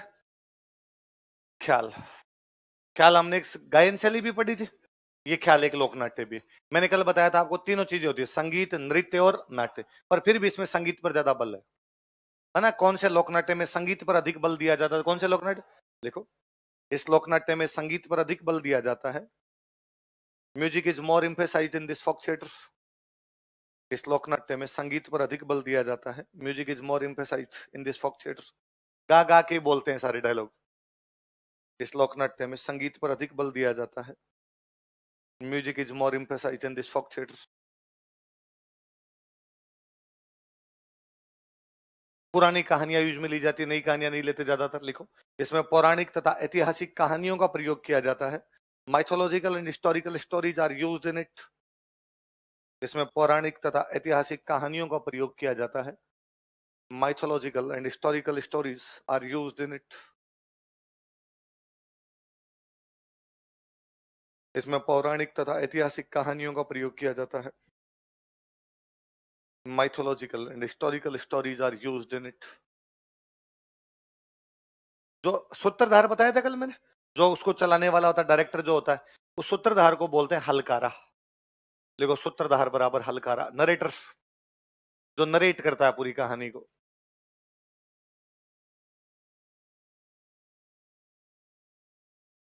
फिल्मों में कई बार अपने देखते हैं कि सीन कोई दूसरा चल रहा है, पीछे आवाज कोई दूसरी आ रही है, तो वो मतलब कहानी सुना रहा होता है अपने को एक प्रकार से। एक वो मूवी देखो आप, गैंग्स ऑफ वासेपुर, तो उसके अंदर वो पीछे से कौन मिश्रा, कौन से मिश्रा, पीयूष मिश्रा है ना, तो पीयूष मिश्रा की आवाज पीछे से अलग ही आती रहती।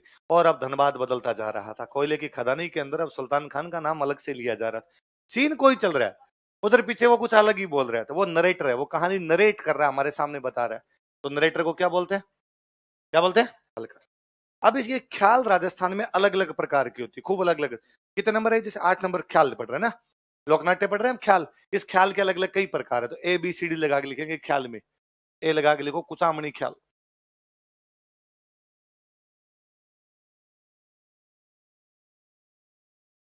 कुचामनी ख्याल।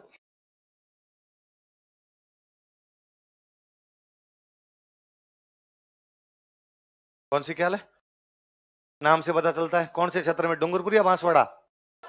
अच्छा, नागौर में है क्या? चलो, इसको शुरू करने वाली को प्रवर्तक लिखो लच्छी राम जी।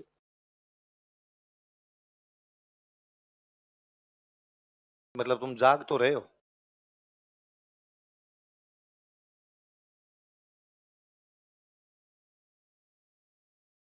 प्रवर्तक कौन है, लच्छी राम जी। आगे बढ़ाने वाले एक मुख्य कलाकार वे, उनका नाम है उगम राज, लिखो मुख्य कलाकार उगम राज। फाउंडर कौन थे, शुरू करने वाले कौन थे, लच्छी राम जी। मुख्य कलाकार कौन है, उगम राज, मेन आर्टिस्ट। तो शुरू उन्होंने कर दिया होगा, फिर आगे किसी ने बढ़ाया होगा, तो वो कौन रहे होंगे, उगम राज। एक वेस्टर्न कंट्रीज में, यूरोप में एक म्यूजिक होता है, उसको बोलते हैं ओपेरा। क्या बोलते हैं, एक सिंगल सिंगल बंदा खड़ा होके गाता है, वैसा वैसा अपने ये कुछ आमने ख्याल होते, सिंगल सिंगल बंदा खड़ा होके गाता है, फिर दूसरा आता है, फिर वैसे गाता है। लिखो, यह ओपेरा संगीत की तरह होती है, it is like opera music. यह ओपेरा संगीत की तरह होती है, it is like opera music. यह ओपेरा संगीत की तरह होती है, it is like opera music. पर भाई साहब, ओपेरा इतना बेसुरा होता है जिसकी हद नहीं, अपने वाला बेसुरा नहीं।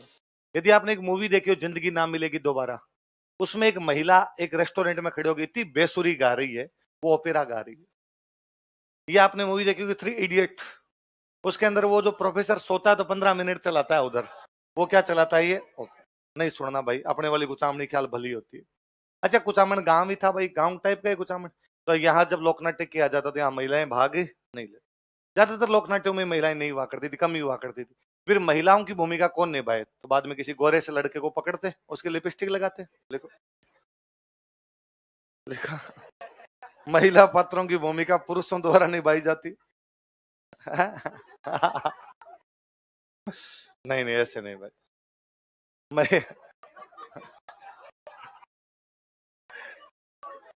देखो, महिला पात्रों की भूमिका, वो तो पात्र भी तो तैयार होना चाहिए ना। देखो, महिला हाँ, हाँ, महिला पात्रों की भूमिका भी पुरुषों द्वारा निभाई जाती है। मेन प्ले फीमेल कैरेक्टर्स, महिला पात्रों की भूमिका पुरुषों द्वारा निभाई जाती है। Main play female characters. अरे तो ये तो अपना बॉलीवुड जब नया नया शुरू हुआ था ना, तो भयंकर समस्या थी। भाई हीरो तो ले लिए, अब हीरोइन तो महिलाएं होती नहीं थी। हीरोइन है ही नहीं, बहुत शुरुआती फिल्में देखी, उनमें महिलाएं नहीं है। उनमें किसी पुरुष को महिला का कैरेक्टर दे रखा है, पुरुष ही महिला का कैरेक्टर कर रखा है।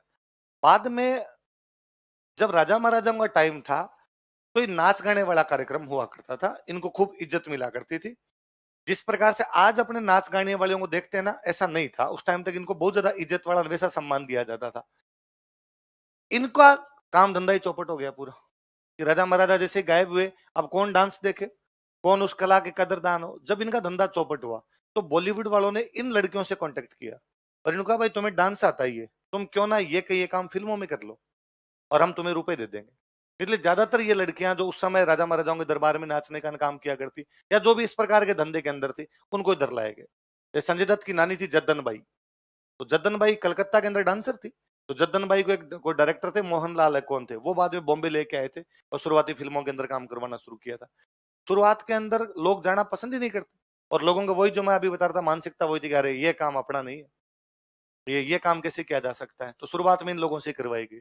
बाद में धीरे धीरे जैसे जैसे वो बढ़ा, चीज इंडस्ट्री बढ़ी, पैसे आने लगे, तो बाद में किसी ने कहा तुम तो रुपए दो, जैसे नचाओगे वैसे नचे। अब तो हर कोई जाना चाहता है, लेकिन शुरुआत में नहीं थे। तो कहते अमिताभ बच्चन जब पहली मूवी करते अपनी सात हिंदुस्तानी, तो अनवर हुसैन एक डायरेक्टर थे उसके। तो अनवर हुसैन के पास जब अमिताभ बच्चन काम मांगने के लिए गए, तो उन्होंने जाकर, भाई क्या नाम तुम्हारा, तो अमिताभ बच्चन, कहाँ से आए हो, तो कलकत्ता जॉब किया करते तब, तो मैं कलकत्ता से आया हूँ। कितने रुपए मिलते हैं वहां जॉब में, तो 700 रुपए कैसे कोई तनख्वाह थी। तो भाई 700 रुपए मिलते, तो कहा इतनी तो यार हमारे बॉलीवुड में कमाई नहीं है, तुम उधर ठीक कमा रहे हो। तो उन्होंने कहा नहीं मुझे यही काम करना है। रहने वाले कहाँ के हो, तो कहा इलाहाबाद। पिताजी का नाम क्या है, क्योंकि हरिवंश राय बच्चन। हरिवंश राय बच्चन बहुत बड़ा नाम था, नेहरू जी डायरेक्ट जानते थे यार उस आदमी को उस टाइम। तुम हरिवंश राय बच्चन के बेटे हो, हाँ पियो चाय पियो। नौकर का चाय लिया, बिस्किट और लाके बैठ तुम, मैं 5 मिनट में आया। अंदर जाके हरिवंश राय बच्चन को फोन किया अनवर हुसैन ने कि आपका बेटा गलत काम करने आ गया, प्लीज वापस बुला लो, आपकी बेइज्जती होगी। लोग क्या कहेंगे कि हरिवंश जी का बेटा उधर फिल्मों में नाचता है। हरिवंश राय बच्चन ने कहा करने दो, आप बेलखनी औलाद ऐसे ही काम करेगी। तब जाके अमिताभ बच्चन को अनवर हुसैन ने मूवी दी थी, वरना उन्होंने मूवी के लिए मना कर दिया था। आज अपने को चकाचौंध दिखती है, शुरुआत में ऐसा कुछ नहीं था। तो वो कहा हुआ है, तो महिला पात्रों की भूमिका पहले फिल्मों में ही अपने पुरुष निभाते, तो अपनी कुचामणी ख्याल में भी कौन निभाते हैं, पुरुष। कहानियां लिखो, मुख्य कहानियां।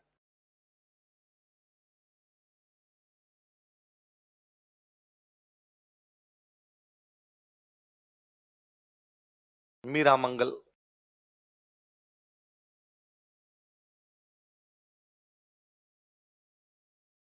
राव रिडमल,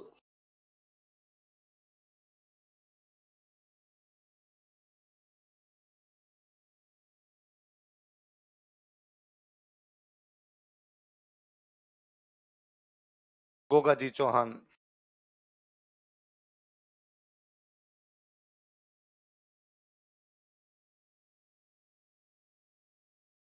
चांद नीलगिरी,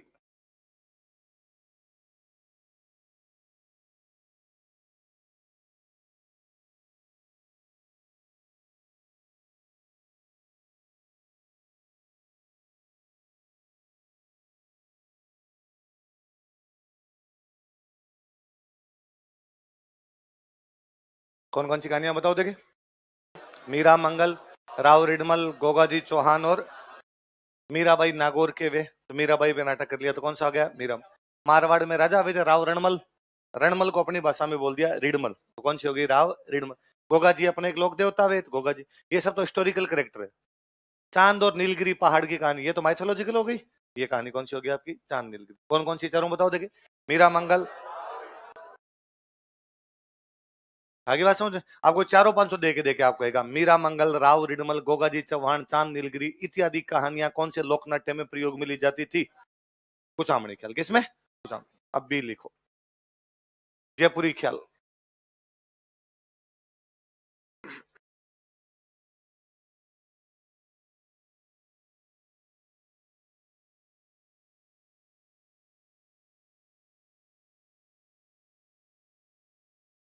जयपुरी ख्याल नाम से पता चलता है, होती तो कहां पर है, जयपुर। दो चीजें अपने को ध्यान देनी है केवल।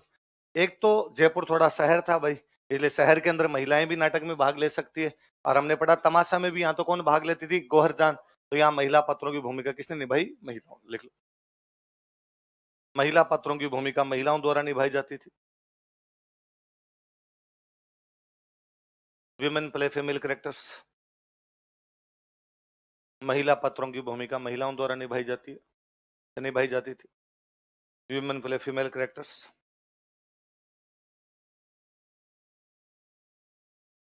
कुल मिला के शहर में महिलाएं भाग ले सकती है, गांव में वैसा माहौल नहीं होता, तो गांव में महिलाएं घर में नाटक कर सकती है, घर से बाहर।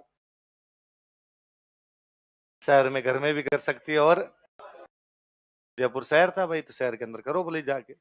और लिखो यहाँ पे, अच्छा बाकी में फिक्स था कि मीरा जी का ही करना है, राव रिडमल का भाई, कुचामणी ख्याल में 4 नाटक है तो वही कर रहे हैं, उनके अलावा कोई चेंज लाने की आवश्यकता यहाँ पर काग नहीं भाई, अलग अलग प्रकार के करो। तो ये नए नए नाटक भी कर लेते हैं, ये बाद में कोई नरेंद्र मोदी पे भी कर लेंगे। अब के कोई घटनाक्रम जो रूस यूक्रेन पे युद्ध चल रहा है तो उस पर भी कर लेंगे, लिख लो। इस लोकनाट्य में नए प्रयोग किए जा सकते हैं। New experiments can be done in this folk theatre. इस लोकनाट्य में नए प्रयोग किए जा सकते हैं। New experiments can be done in this folk theatre. इस लोकनाट्य में नए प्रयोग किए जा सकते हैं। New experiments can be done in this folk theatre.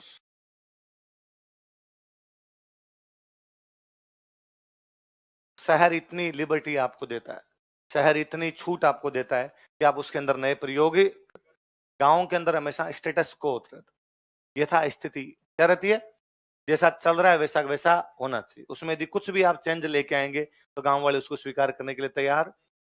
शहर इस बारे में कहता है जा सिमरन, है ना, कुछ भी किया जा सकता है। मैं हमेशा सोचता हूँ कि यार गांव के अंदर कपड़े भी फिक्स है कि भाई नीला, हल्के रंग, है ना, इस प्रकार के कपड़े आप पहन सकते हो। पैंट पहनिए तो आप काली पहन लो, नीली पहन लो, भूरी पहन लो। ऐसे आपको इमेजिन करो कि गांव के अंदर कोई लाल पैंट पहन ले, है ना, तो लाल पैंट हरा शर्ट पहन लिया किसी ने, मतलब घर वाले छोड़ो, गली के कुत्ते भी पीछे रहेंगे, वो भी कहेंगे कि देख समझ नहीं आ रहा क्या है पर लफड़ा है। बाल है तो बालों का फिक्स है, आपको साइड में से छोटे रखने हैं, है ना, ज्यादा साइड में ज्यादा बाल नहीं होते। मैं कहता हूँ आप थोड़े साइडों में से बाल बढ़ा लो तो भी घर वाले कहते हैं हीरो बने। बालों से कौन हीरो बनता है यार, पर घर वालों को लगता है। शहर के अंदर यहाँ पे जबरीले घूमते हैं, है ना, इधर से चार हरे कराए हुए, कोई किसी प्रकार की रोक टोक है। वो तो मुझे याद है मैं 9th क्लास में था, जिस साल आई थी तेरे नाम, है ना। हम एक छोटे से कस्बे में पढ़ते, लेकिन चूंकि गांव से तो कस्बा बड़ा हो जाता है, कस्बे में थोड़ा बहुत, फिर गांव की अपेक्षा थोड़ा माहौल ठीक रहता। वहां जितने भी टैक्सी ड्राइवर थे,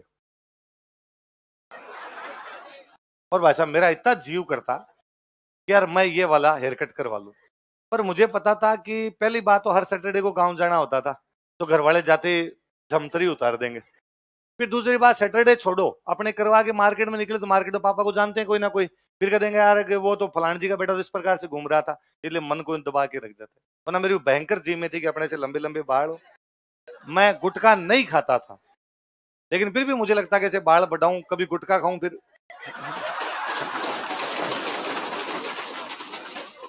वो जो उनके गुटखा थूकने का स्टाइल था, ये यार जिंदगी। अपने यूं साइड पार्टीशन कर करके बाल बना बना के जा रहे हैं यार, सरसों वाला तेल लगा लगा के। लहराती जुल्फे नाम की भी तो चीज होती है, पर आप कभी भी ऐसा करे नहीं पाएंगे। आप शहर के अंदर क्लीन से रह सकते हैं, अब अंदर की आत्मा ही नहीं मानती, अब जीव ही खत्म हो गया अंदर का। शहर में क्लीन शेव करवा लेते हैं, गांव में क्लीन शेव करवा लेते हैं, प्योर एकदम यूं पूरा क्लीन शेव करवा। अब तो फिर भी थोड़े लिबरल हो गए इस मामले में, वरना अभी भी अचानक आप क्लीन शेव चले जाओ, जिसे मुझे भी एकदम साफ करवाई भी हो, जो मिलेगा वो पूछे राजी खुशी। दादाजी बीमार तो थे पर हमें नहीं पता था। बाकी छोड़ो, घर वाले नहीं जीने दे यार। मैं मेरे याद है मेरे फर्स्ट ईयर में एक शायद शेविंग करवानी शुरू की थी, तो नए नए जब 2-4 रूंगटे इधर उधर आने लगे, तभी शौक भी होता है सेविंग कराते सेविंग। तो जिन भैया से हेयर कट बनवाने जाते हैं भैया ने कहा सेविंग कर दूं, मैं कहा कर दो, तो ना 2-4 इधर कटे। तो तब मैं 1-2 बार उससे पहले मैं करवा चुका था, और मैं मूछें नहीं कटवाता था, उनसे छोटी करवा लेता, पर यूं भाई पड़ी रहनी चाहिए मेरे।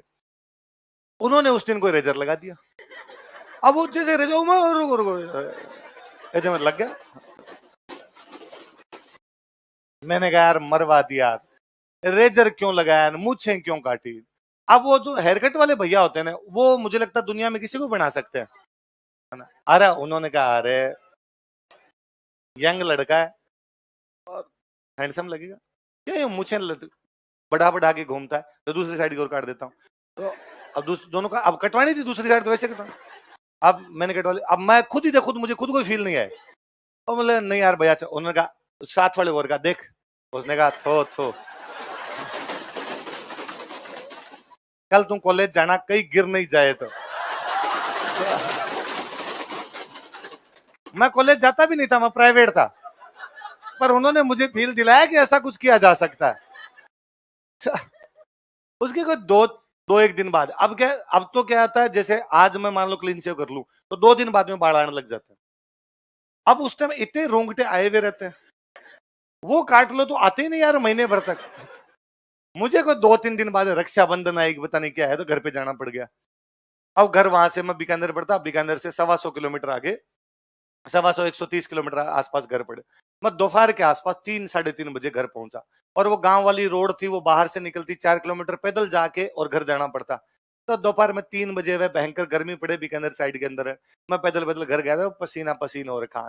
जाते ही मम्मी ने यूं बिठाया, रहे बैठ बैठ है, पानी पिलाया, ठंडा पानी पिलाया, शिकंजी बना के लाई। फिर रास्ते में कोई दिक्कत तो नहीं हुई, 2-4 बार ऐसे पूछे यूं हाल चाल। फिर मम्मी ने अचानक कहा कि भाई मेरे पापा के टीचर है, तो पापा की पोस्टिंग उधर थी, पैतृक गांव अलग रह गया। तो मम्मी ने कहा कल तेरे पापा की अपने गांव बात हो गई थी। मैं कहा, अच्छा, तो गांव में सब राजी खुशी है। मैं कहा, ठीक। तो तू मुझे क्यों कटवा गया? कोई नया समाचार तेरे पास आया हो कि भाई अचानक किसी की डेथ हो गई और रास्ते में तेरे को मूछें कटवानी पड़ गई हो? मैं क्या, अपने तो बाकी छोड़ो, घर वाले नहीं जीने दे। दाढ़ी जब ज्यादा रखने लग गया था, तो यूं एक बार दाढ़ी बड़ी हुई, फिर एक दिन उन भैया ने चढ़ा दिया। चेंज होना चाहिए जिंदगी में, ऐसे क्या चलता रहता है, एक बार चेंज करवाओ। अपने भाई साहब उनके चक्कर में दाढ़ी साफ करवा गए। दाढ़ी वाले में तो और चक्कर है, जैसे मैं अब पूरी दाढ़ी साफ करा लूं, चेहरा अंडाकार नजर आता है, अलग ही लगता है यार आदमी एकदम। अब वो उन्होंने मुझे भी छोटी कर दी, कहा अब खाली दाढ़ी पे तो मुझे भी अच्छी नहीं लगेगी, मुझे भी छोटी कर देता हूँ। मैं घर गया, मम्मी जत करे ओके भाई को समुंडो ले गया। तो 3-4 दिन तो मैं खुद ऐसे चला चला गया। तो गांव स्टेटस को है, गांव के अंदर यथास्थितिवाद है, वहां पर आपको नए प्रयोग करने की संभावना, शहर आपको नए प्रयोग करने की संभावनाएं देता है। तो जयपुरी ख्याल के अंदर क्या किए जा सकते थे, और महिला पात्रों की भूमिका भी। अगला लिखो, शेखावटी ख्याल। ये दो ही बातें ध्यान रखना बस।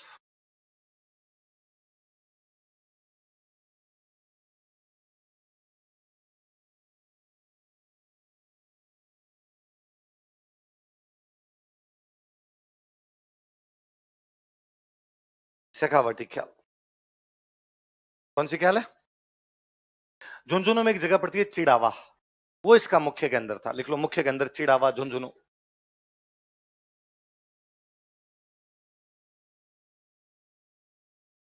पढ़ा था हमने चिड़ावा का गांधी।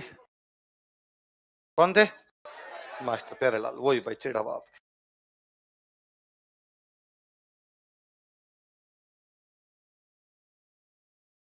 लिखो, प्रवर्तक नानूराम जी, फाउंडर।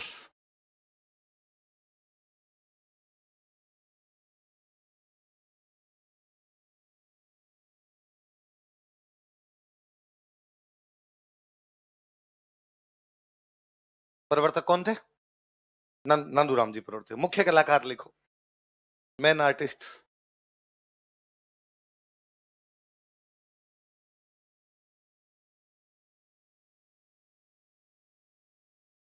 दुलिया राणा। क्या नाम था? और दुलिया राणा बहुत बड़े कॉमेडियन हुए भाई। उस टाइम यूं कहा करते थे कि यदि किसी ने दुलिया राणा की ख्याल नहीं देखी, मतलब धरती पे पैदा ही नहीं हुआ। यदि धरती पर आया है तो बाद में किसको देख लेना चाहिए? और अच्छे कॉमेडियन थे। मान लो जैसे आपका कोई दोस्त और यूं कहे कि यार मेरे को कितने जोक सुना दो लेकिन हंसी नहीं आती, तो लोग शर्तें लगाते कि चल दुलिया राणा के पास चलते हैं, यदि 2 मिनट तक नहीं हंसा तो मैं तेरे को 10,000 रुपए दूंगा। दुलिया राणा ने कभी किसी को शर्त हारने नहीं दिया, कि दुलिया राणा 2 मिनट किसी को हंसाने में लगाता नहीं था। तो एक बड़े कॉमेडियन हुए। तो कौन सी ख्याल से संबंधित है वो? नहीं, उस टाइम कहते थे दुलिया राणा की ख्याल नहीं देखी तो मतलब संसार में आप आए। जैसे बाद में जयपुर के लिए लोग कहने लगे थे कि नहीं देखो जयपुरियो तो जग में आके के करियो, नहीं देखो तो जग में आके। आपने तो कर लिया, देख लिया, जयपुर आए गए यार, नहीं देखा? अभी बाईपास पे ही हो। अंदर देख के, और शहर देख के हो, कल संडे, कल जाके आना है।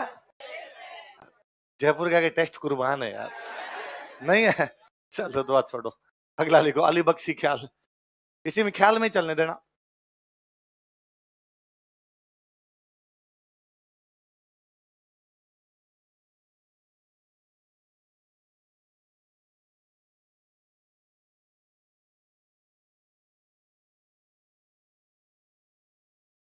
कौन सी ख्याल है?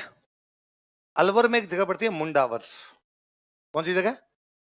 वहां मुंडावर में एक नवाब साहब हुए थे, उन नवाब साहब का नाम था अली बख्श। क्या नाम था? उन अली बख्श के टाइम में ख्याल शुरू हुई, इसलिए नाम क्या पड़ गया? अरे बस, इवन अली बख्श खुद ख्याल में भाग लिया करते थे। भगवान कृष्ण के बहुत बड़े भक्त हुए अली बख्श जी। भगवान कृष्ण के या तो एक मुस्लिम बहुत बड़े भक्त हुए रस खान। कौन हुए थे? वैसे अपने अलवर में कोई भक्त हुए तो वो कौन हुए थे? अली बख्श जी। इसलिए अली बख्श जी का नाम था अलवर का रस खान।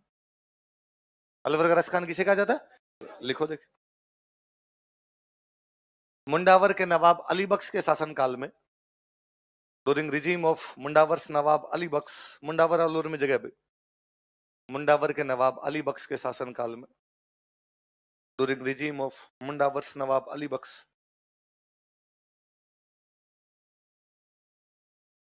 मुंडावर के नवाब अली बख्श के शासनकाल में, during regime of Mundawar's Nawab Ali Bakhsh, यह लोकनाट्य प्रारंभ हुआ था। This folk theatre was started. यह लोकनाट्य प्रारंभ हुआ था। This folk theatre was started.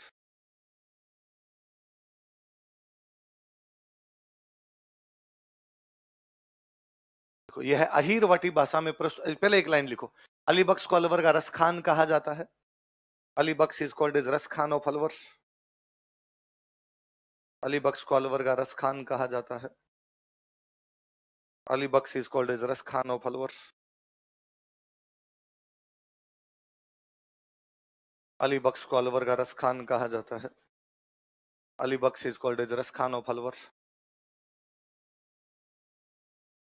यह ख्याल अहीरवाटी भाषा में प्रस्तुत की जाती है। दिस ख्याल इज प्रेजेंटेड इन अहीरवाटी लैंग्वेज। यह ख्याल अहीरवाटी भाषा में प्रस्तुत की जाती है। दिस ख्याल इज प्रेजेंटेड इन अहीरवाटी लैंग्वेज। यह ख्याल अहीरवाटी भाषा में प्रस्तुत की जाती है। दिस ख्याल इज प्रेजेंटेड इन अहीरवाटी लैंग्वेज। सुनना देखो इधर थोड़ा। आपने जयपुर में एक जगह पड़ती है कोटपुतली। कौन सी जगह? यहां से लेके अलवर में ठेठ हरियाणा बॉर्डर पे एक जगह पड़ती है अपने बहरोड। कौन सी जगह? ये पूरा यादव बहुल इलाका है।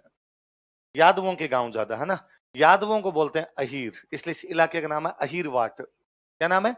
इसलिए इस क्षेत्र की भाषा कौन सी हो गई? अहीरवाटी। तो अहीरवाटी भाषा कहां से कहां के बीच बोली जाती? कोटपुतली से लेके बहरोड। लिख लो नीचे, अलग से बॉक्स में बंद कर लेंगे। अहीरवाटी भाषा कोटपुतली से बहरोड के बीच बोली जाती है। Ahirwati language is spoken from Kotputli to Behror. Kotputli Jaipur, Behror Alwar. Kotputli से बहरोड के बीच बोली जाती है। Ahirwati language is spoken from Kotputli to Behror. Kotputli से बहरोड के बीच बोली जाती है। Is spoken from Kotputli to Behror. Kotputli से बहरोड के बीच बोली जाती है। कहां से कहां के बीच बोलते हैं? कोटपुतली से लेके बहरोड के बीच बोली जाती है। एक नाम और है इस भाषा का, राठी। लिख लो, इसे राठी भाषा भी कहा जाता है। लिखो फिर मैं समझाता हूं। इसे राठी भाषा भी कहा जाता है। It is also called as Rathi language. इसे राठी भाषा भी कहा जाता है। It is also called as Rathi language. Box में बंद कर लो इन दो लाइनों का ना। यादवों को अहीर कहते हैं। यादव ज्यादा रहते हैं, इसलिए इलाके का नाम पड़ा अहीरवाट। क्या नाम पड़ा? किसी टाइम में इस बेल्ट को बोला करते हैं राठ। क्या बोलते? तो राठ की भाषा थी, इसलिए क्या होगी? राठ। राठ की भाषा थी, इसलिए क्या होगी? राठी। तो राठ के लिए डायलॉग ये कि काठ नवै पर राठ ना नवै। बोलो देख क्या है? काठ नवै पर राठ। काठ मतलब लकड़ी। एक बार लकड़ी झुक सकती है। लकड़ी कैसे झुकेगी यार? लकड़ी जो एकदम कठिन कठोर होती है, झुक ही नहीं सकती। पर फिर भी एक बार यह हो सकता है कि लकड़ी को झुकाया जा सकता है। राठ ना नवै। राठ का व्यक्ति कभी भी झुकेगा। राठ में सारे पुष्प है ना। स्वाभिमानी लोग। कैसे लोग हैं? स्वाभिमानी। वो कभी भी झुकेंगे नहीं। तो क्या डायलॉग है बोलो देखे?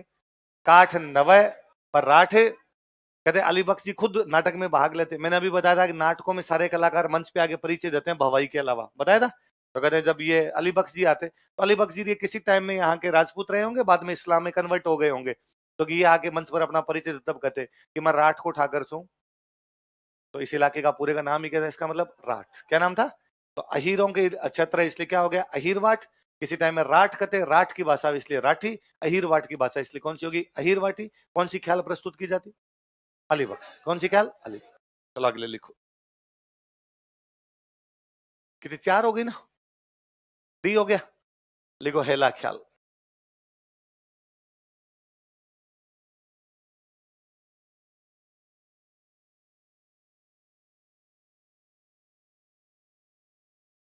अगली ख्याल कौन सी है हेला ख्याल। अब देखो बाकी के नाम आप पूछोगे कुचामनी ख्याल नाम क्यों पड़ा, क्योंकि कुचामन में। शेखावटी ख्याल नाम क्यों पड़ा, जयपुरी ख्याल नाम क्यों पड़ा, अलीबख्शी ख्याल नाम क्यों पड़ा, अलीबख्श जी का इसका नाम क्या है हेला ख्याल। यूं दूर से जब भी कोई डायलॉग बोलते उसमें लंबी टेर है, इसलिए नाम क्या पड़ा इसका लंबी टेर में आवाज लगाने क्या बोला जाता है हेला। तो अब ये एक भाई क्षेत्र कौन सा, बाकी में क्षेत्र पता चल रहे थे, ये दौसा और सवाई माधोपुर में होते। लिखो क्षेत्र दौसा तथा सवाई माधोपुर। क्षेत्र दौसा तथा सवाई माधोपुर, दौसा एंड सवाई माधोपुर। वाद्य यंत्र लिख लो नौबत बाजा छे नौबत बाजा, मारा डिगीपुरी का राजा। म्यूजिकल इंस्ट्रूमेंट कौन सा है नौबत। नौबत या तो बजता था मंदिरों में या बजता था नौबत युद्ध में। नौबत कब बजाया जाता, या तो युद्ध में बजाया जाता है, क्या कब बजाया था मंदिर, तो युद्ध में बजाने वाला था, मंदिरों में भी था नहीं, युद्ध के अंदर क्या बजाते थे नौबत। नौबत बज गई इसका मतलब क्या हो गया युद्ध, इसलिए डायलॉग है अपने किसी को कहते हैं यार ऐसी क्या नौबत आ गई थी। नौबत आने का मतलब है नौबत कब बजेगी जब क्या होगा युद्ध होगा। अगला लिखो डप्पाली ख्याल।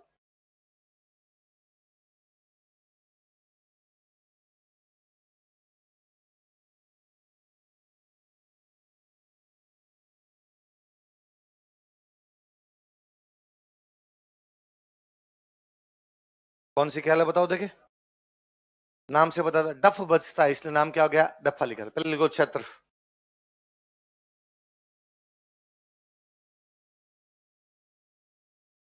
अलवर में अपने एक जगह पड़ती है लक्ष्मणगढ़। लक्ष्मणगढ़ कोष्टक में अलवर लिख लो तथा भरतपुर, इनके टच करता हुआ जो भरतपुर वाला इलाका। लक्ष्मणगढ़ कोष्टक में अलवर लिख लेना तथा भरतपुर एंड भरतपुर। वाद्य यंत्र लिख लो डफ। डफ बजता है इसलिए नाम ही क्या हो गया इसका डफाली।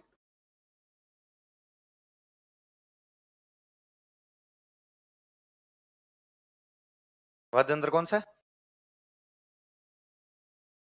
अगला लिखो कन्हैया।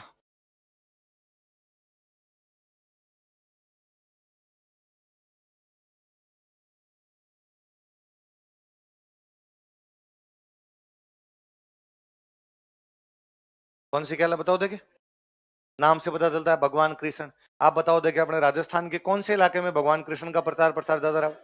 पूर्वी राजस्थान, भरतपुर करौली सवाई माधोपुर ये वाला इलाका देख लो क्षेत्र। भरतपुर करौली सवाई माधोपुर, भरतपुर करौली सवाई माधोपुर।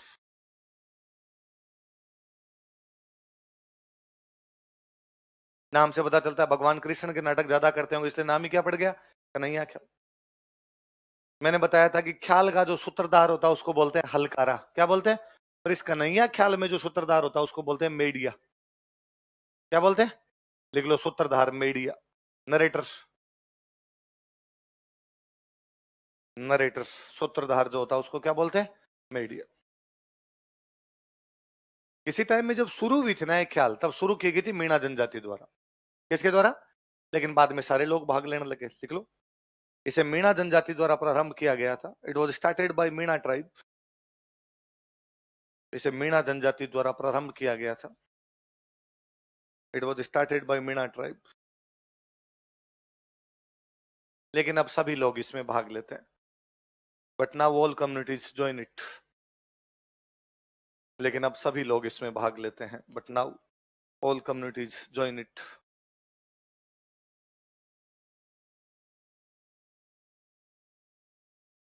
इसी में लिखो अगला ख्याल में लिखना भेंट के दंगल। ख्याल ये भाई ख्याल का प्रकार है ये भी एक।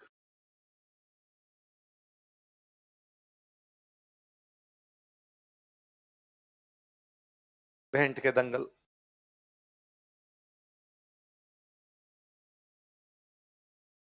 क्षेत्र लिख लो धौलपुर के अंदर दो इलाके हैं, बाड़ी और बसेड़ी। कौन से इलाके? बाड़ी और बसेड़ी। तो कोई पूछे बाड़ी और बसेड़ी क्षेत्रों में कौन सी ख्याल लोकप्रिय है, तो कौन सी ख्याल है? भेंट के दंगल। डाकुओं वाला इलाका है, किसी टाइम में खूब डाकू रहते इधर, रहते हैं अब भी? अब नहीं है। कौन कौन है भाई धौलपुर का?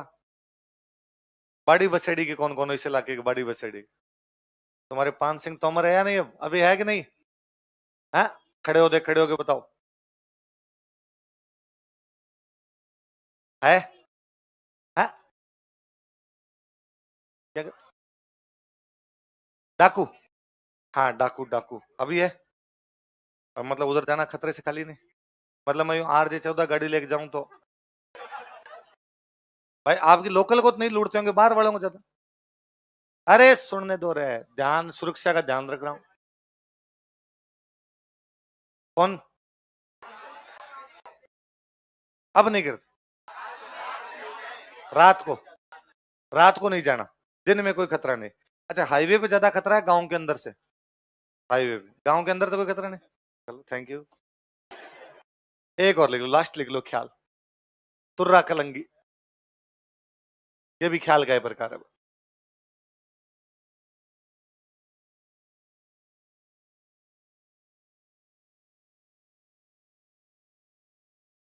कौन सी है? तुर्रा कलंगी। अरे नहीं भाई, इधर धौलपुर साइड की जो कल्चर ही जोरदार है। तो मेरे थे कोई रूममेट, उन रूममेट के दोस्त की शादी हुई धौलपुर। तो मेरे रूममेट, उन्होंने थोड़े दिन बाद एक दिन कहा, यार वो मेरे वाला दोस्त है ना अपने ससुराल जा रहा है, तो कह रहा है एक बंदा और साथ चलो यार, इतनी दूर गाड़ी लेके जाऊंगा। तो मैं उनके साथ जा रहा हूँ, ठीक है। दूसरे तीसरे दिन वापस आए, तो मैं जब रूम गया कोचिंग से, तो मुझे मिले, तो मैं और जाके आगे धौलपुर। उनका और मैं, कैसा क्या था सफर, कैसा रहा आपका?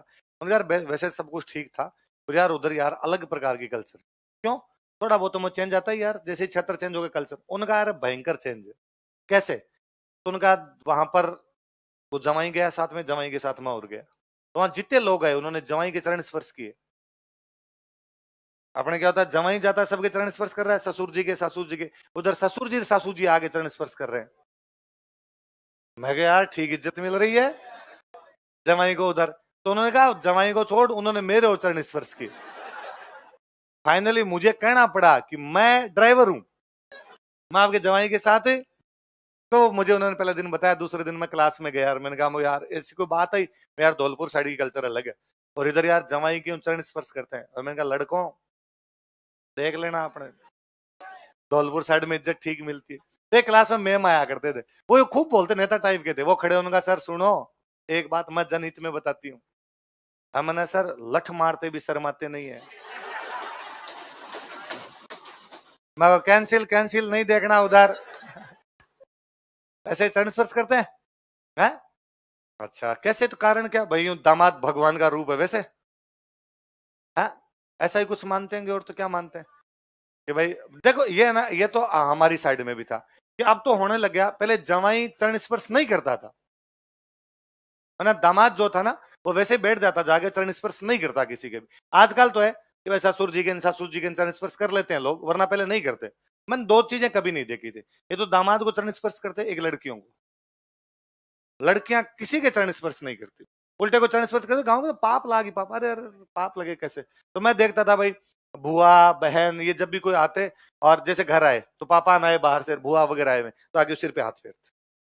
कोई वो आज सिंपल खड़े रहते, सिर पे हाथ फेर दिया करते, और चरण स्पर्श वाला था ही नहीं। मैं आजकल ये दोनों चीजें देखता हूँ कि आजकल जमाई जाके, आज जमाई वाला तो मैंने उस दिन बता ही दिया था, और ठरका तो रहा नहीं कोई। जमाई उधर ही घूमता रहता है, तो बाबा चरण स्पर्श ही करता है। और जब से फोन आया तब तो दुर्गति और है भयंकर वाली। वो तो मेरे कोई एक रिलेशन के अंदर मैं कहीं गया हुआ था, तो वो मुझे सुना रहे थे कि वो बहन लगती है मेरी, तो बहन वो बता रही थी कि भैया ये हमारे सामने जो घर है ना वहाँ, इनकी दो बेटियों की शादी कहीं की हुई थी, उन्होंने बताया वहां की हुई। और ये जो हमारे अंकल है ना सामने वाले, शराब बहुत ज्यादा पीते हैं। तो ये शराब ज्यादा पीते हैं, तो अब ये क्या है, शराब पी के बाहर से आते हैं, और हमारे जो वो ताई जी चाची जी जो है उनको परेशान करते हैं।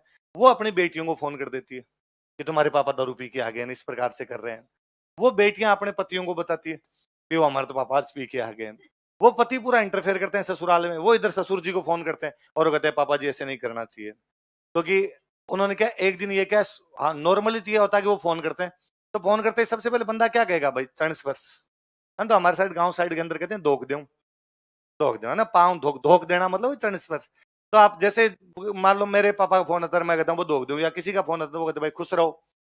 तो कि एक नॉर्मली दिनों में ये होता है कि वो जवाई फोन करते हैं और कहते हैं पापा जी धोख दूं, तो ये कहते हैं भाई खुश रहो।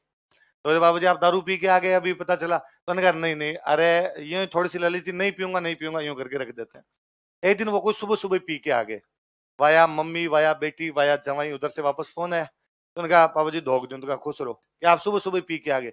अरे कि नहीं पिए, झूठ बोल रही है तुम्हारी मम्मी, झूठ बोल रही है, ऐसा कोई नहीं पी मैंने। तो आप नहीं पियोगे, आप प्लीज आप घर के अंदर रहोगे, बाहर नहीं जाओगे। उसने कहा ठीक है। भाई दोपहर में वापस कहीं से टीटी होके आ गया, वापस तैयार होके आ गया, वापस वो उधर से माँ से बेटियों से उधर से वापस फोन है, वापस जवाई ने फोन किया कि पापा धोख दूं, उनका खुश रहो। बाबू वापस पी के आ गए। अरे कि नहीं वो कोई मिल गया था और उसने कोई जबरदस्ती कोई घूंट पिला दी, बाकी मैं कहाँ पीऊं, मैं तो खाना खा के सोऊंगा। उनका प्लीज अब सो जाना वरना आप लड़ाई करोगे। कहा ठीक है। शाम को बंदा, शाम को नेचुरली है भाई लेगा ना। तो सूरज ढलने के बाद तो आंतड़ियां मांगने लग जाती है अंदर से। तो उन्होंने वापस कोई पी के, तो वो वापस उधर से फोन है, उस वापस जवाई ने फोन किया कि पापा जी दोग दूं, तो वो तंग आ गया था, तीसरी बार फोन है। उसने कहा मैं बेरुंजी होंगे दोग दूं। सुबह लगे थे दोग देने के लिए, तो मैं बेरुंजी लग रहा हूं तुम्हें। वो बात है, तो जवाई को इतना इंटरफेयर भी करना नहीं चाहिए। तो ख्याल कौन सी है अपने, मतलब पानी वानी पियाओ आप फटाफट, मेरी है क्लास आ जाके, पानी वानी पी जाओ, 10 मिनट में आई जाना आप, मैं इधर ही बैठा हूँ।